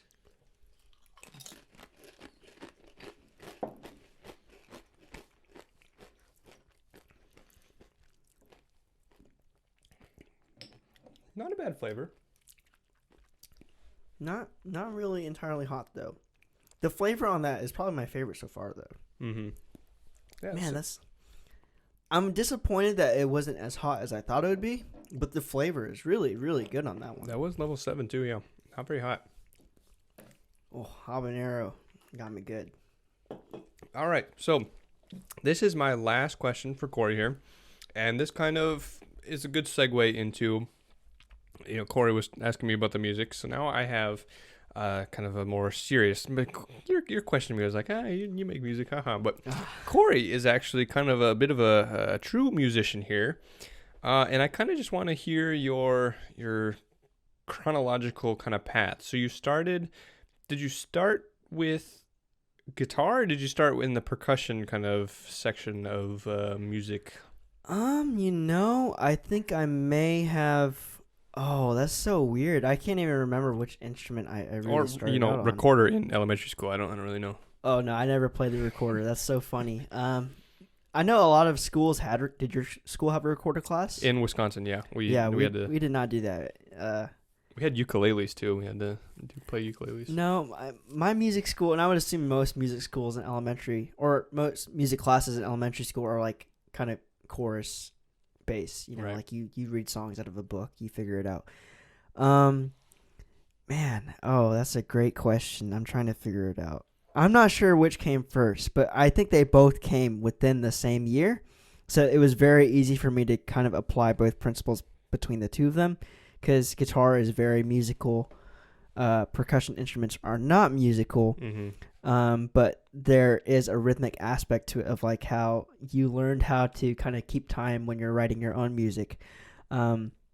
Basically, I think what made me kind of get into music is that my Uncle Josh had been in a lot of rock bands when he was in high school, went to Full Sail University, got a degree in audio engineering.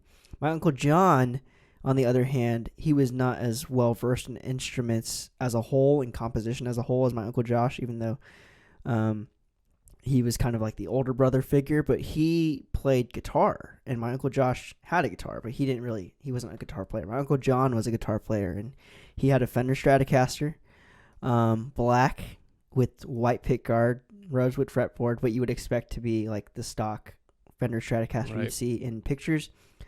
And I've always loved that, even though I didn't get my first Stratocaster until last year.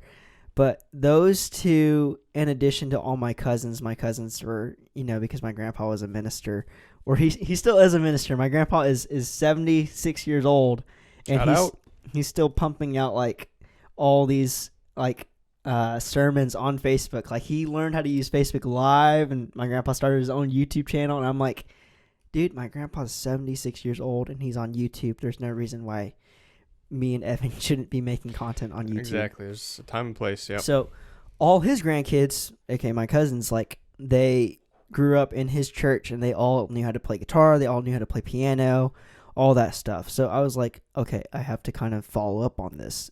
Not that they didn't take it seriously, but I think, it kind of was like a church thing. They grew up in church. They learned how to play instruments for church.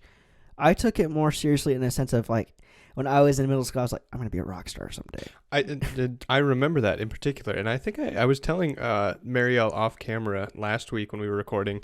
We were kind of talking about, I don't even remember how that came up, but we were like, oh yeah, Kory was like the type of guy who in class, the teacher would be like, Kory, what do you want to be when you grow up? And you're like, I want to be a rock star. And everyone looked at me with such disdain because we were talking about this in an AP level class. Like, all these kids were, this feels so weird to talk about now, but it's like, it's kind of how I still feel. It's like, I'm very grateful. Obviously, I went and got a college degree, but like, I remember telling you, like, I never really wanted to go. I felt like, oh, I have to go to college and get a degree in something that matters, because you know, the education's not free at that point. Mm-hmm. So you have to get like, you know, a STEM degree or a business degree or something like that. It's in a lot of family homes, I'm sure it is frowned upon if you get an art degree, because most people just look at that as a hobby. And so that's kind of the route I was in. I was like, okay, well, I have to go to school, but I can't go to school for music. And the way that my Uncle Josh turned out is that he didn't really get to do what he wanted in his field.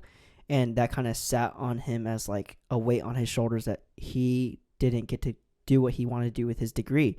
So he advised me the same way that many other people advise me. They're like, don't go to school for music. Like, you can just learn that on your own. You'll figure it out. And, you know, a lot of musicians said the same thing. So I was like, you know, I don't need to go to school for music. And that's ultimately why I kind of dropped out of the whole art and graphic design program, because a lot of people were like, you don't need to go to school for art, which a lot of people do go to school for art, and they learn so much, and, you know, they develop techniques that I'll never figure out on my own. But that's just kind of where I was in terms of like the family kind of guiding me. Like, you don't need to spend your time and your valuable education doing something that, you know, most people don't even go to school for. So, right. Yeah, my Uncle Josh, my Uncle John, all my cousins kind of got me into the music scene, and guitar was, like I said, it's very melodic.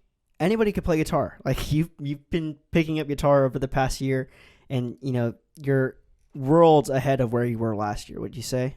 Yeah, it's not easy. I'm sorry, it's not hard to kind of get the foundations down. You just have to like set yourself to it. But like, once you get the foundations, there's so many different directions that you could go with guitar. It's like, it's endless. You know, it's very, because we live in a very Instagram world right now. You see like all these people like shredding on the timeline or anything like that. And most commercial music nowadays doesn't have like, you know, guitar solos in them, and that's fine. Besides, unless it's like John Mayer or something. But, you know, the thing I've learned over the years is that with anything, you just kind of have to do it. Like with this YouTube channel, this podcast, like, you just kind of have to do it. That's the only way you're going to get better at doing it. And that's kind of been my process the whole time. So I did, I'm self-taught guitar, everything like that. Like, as much as all these people inspired me, I didn't really take a lesson from them. I kind of figured it all out on my own. Percussion, I started in 6th grade, did middle school band, and then I didn't want to do high school band because, you know, there's such a stigma. You're like, oh, the band nerds, and you see them on TV, they get beat up all the time by the jocks and everything, and it was weird because it was at a time in my life, it was like kind of like a crossroads. I'm like, okay, I'm sure a lot of people can relate to this. I'm kind of friends with everyone at this point. Like, do I want to be with the jocks, or do I want to be with like the kids I pretty much grew up in the same classes with? And that's the only reason I really did marching band, because some of the kids from the high school had came down and said, hey, you should do marching band because it's going to be a great opportunity for you to make friends and everything. Yeah, that's the thing is, like, of course there's like the stereotypical, oh, band kids, right?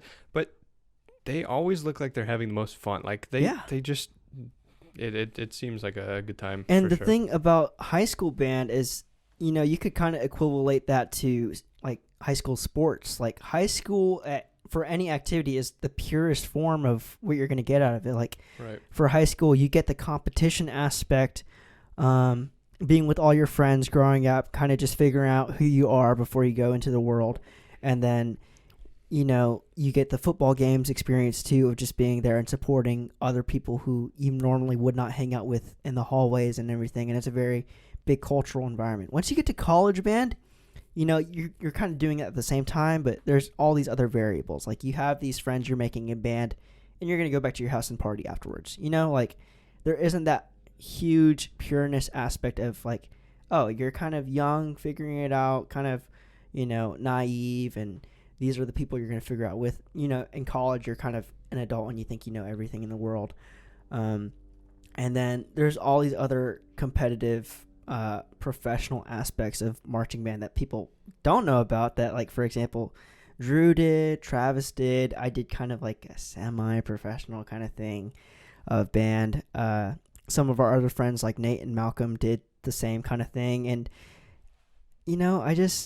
I was never really there, because that's something that you have to look that's deeper than yourself. To just sound totally selfish right now, like, when I look at music, I'm doing that for me. Like, you shouldn't do any kind of art to impress other people or to lift the spirit of some organization behind you. That's just my personal opinion, Right. because it's different for everyone. It's the same thing of why you play sports. Are you playing the sport for yourself, or are you doing it to make your school, your football team, your professional sports team look better, I think it's going back to the whole like Instagram thing.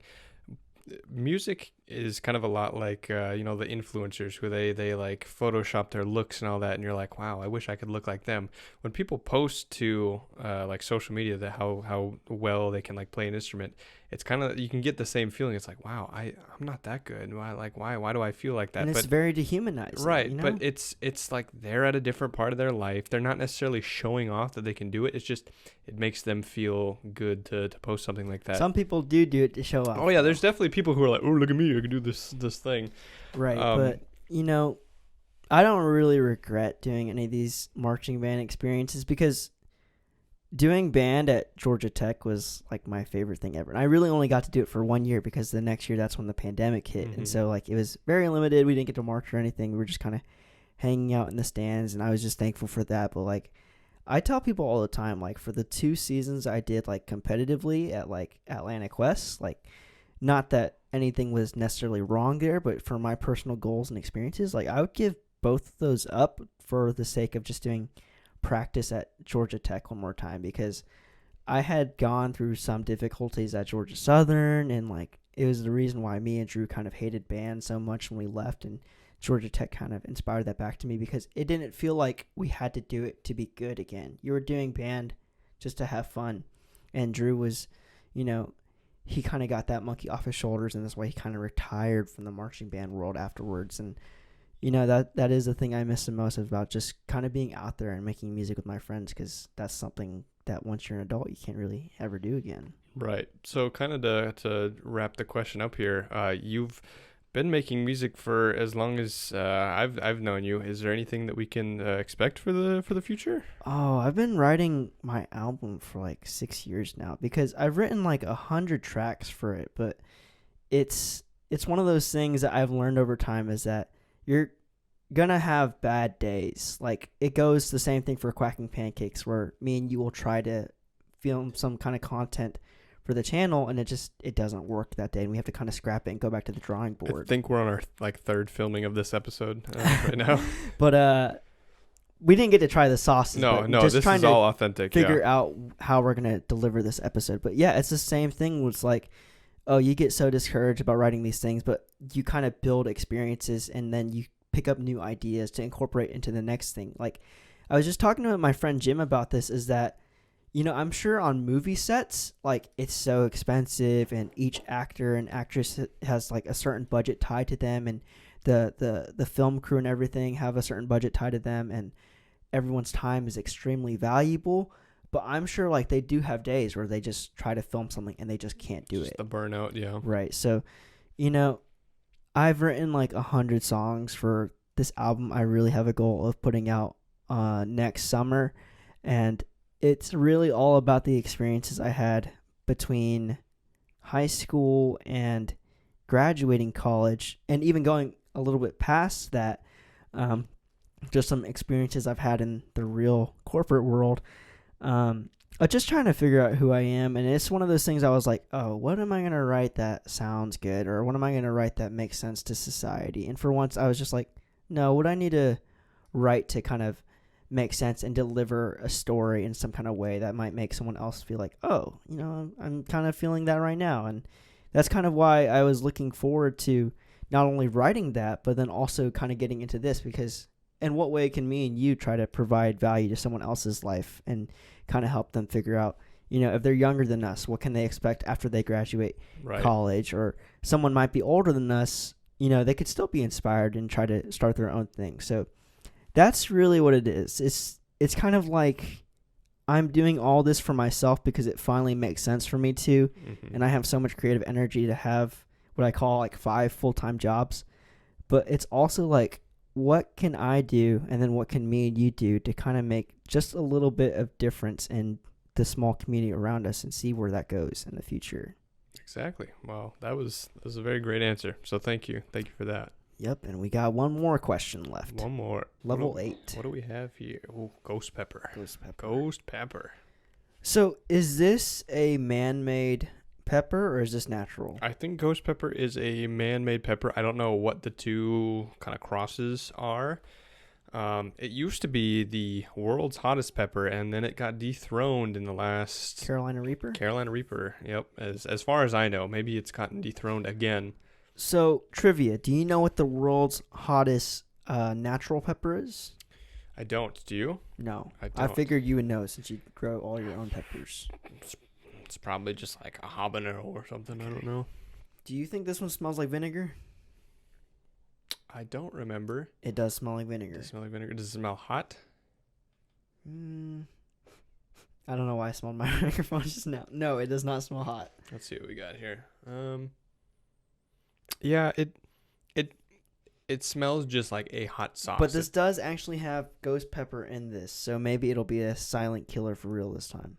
I hope it's hot. I really do. Really hope it's hot here. Get a good sized. All the good chips gone. It looks like it is the chips at the bottom of the bowl. Okay. Let's get a good sized dab on this one. Let's get it popping. All right. Oh, this should be a good one. All right. Let's see. Which side of the chip will not spill onto the table? Not that side. That's apparent. Oh, we're getting okay. Well, we're just gonna have to go for it. Cheers. Cheers.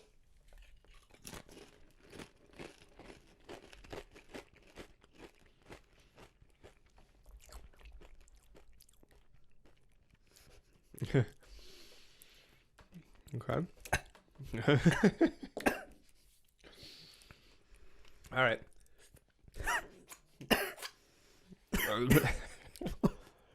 Oh my gosh. Of course I just finished my drink, so I got nothing.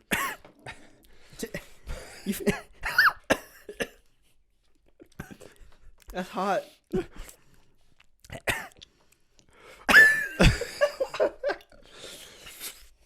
Yeah. Wait, hang on. There's 2 more chips left. I think we should do it one more. All right, we're going one more time. We should do it one more time. My mouth is watering. Here, go for it. Oh.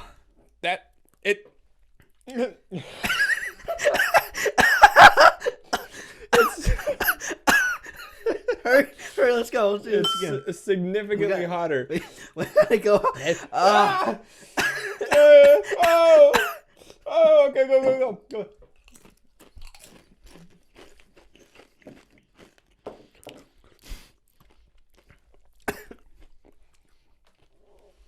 Oh my god. What is going on? Can you put the lid back on? It is significantly hotter than any of the other sauces. Okay. I can't even swallow. Don't touch your eyes. Don't touch your eyes. Oh, look at this. Look at this guy. It went down my throat. Okay. We got any more beverages?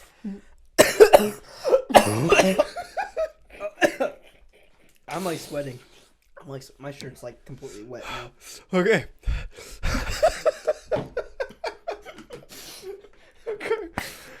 Okay. That didn't help. My final question. Yes. What is it? My final question to you. Oh, God.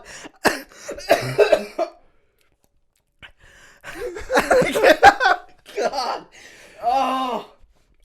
Go for it. I'm ready. I can't talk because my tongue's like on fire. This is not your first YouTube gig. Is it? This is not your first YouTube gig. It is not. The story originally begins back in, was it late elementary school or middle school? Yep. And you had a flip camera back then? Yep. Does the name Philip Nerdboy and 21st Street Killer ring a bell? Yes, it does. So, actually, my video making career actually predates the flip camera, and it actually started with one of those like actual camcorders that you like hold like this, and it's got a little strap that goes around your hand. And I would just like film. I don't give a fuck what you're saying right now, dude. Okay, well, no, keep going. I'm sorry. We'll I didn't mean to interrupt you. Well, due to the TLDR here, the too long didn't read. I lost my train of thought. So yeah. Oh my gosh. Yeah. So right, flip camera. So No, you were talking about the real camera. Right. We would film our I would have like a group of friends, and we film ourselves doing like little tricks on our scooters. We'd have like little Razor scooters, and we film ourselves doing tricks.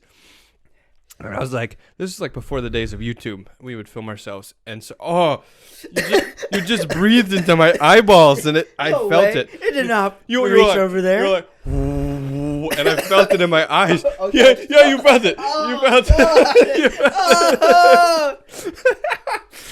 So, anyways, we would film ourselves doing like BMX stuff like that, but then it went into the Philip Nerdboy saga, which was the flip camera like middle school era, where I would like record myself making skits, and it's on YouTube if you can find it somewhere. This is really hard with I got no quench of the thirst. But I would film like 21st Street Killer, Philip Nerdboy videos, and that was fun. I did that for like a year, and then your ears are really hot right now. My ears are ringing, yeah. Oh, my ears are really hot. But we are my ears red? They're a little red. Your eyes are a little. I'm crying, bro. I'm crying right now. But yeah, this is like 2013, 2014. We would record this, or I would record it, and I put it out. And then I got into high school, and I was like, this is lame. People would make fun of me. And then now, like 10 years later, it's cool.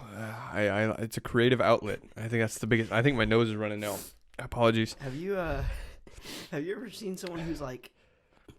Have you ever hung out with someone who may have been like high, and they're trying to tell a story, and it just sounds like they're saying the same thing over and over again? Is that what's happening with me right now? That's what it sounds like with me. All I heard was, yeah, I had camcorder before the flip camera, and it was quite cool that I had the flip camera because it was cool.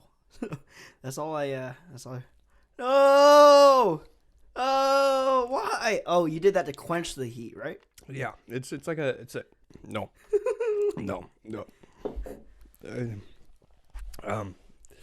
Is that I did it. Ha ha. I did it. I am in so much pain right now. Oh. That's all I got. That is all I got. I don't got anything else. So thank you for watching. We'll be filming this for the next few days. Yep. We'll catch you in the next episode. Peace out. See ya. Bro.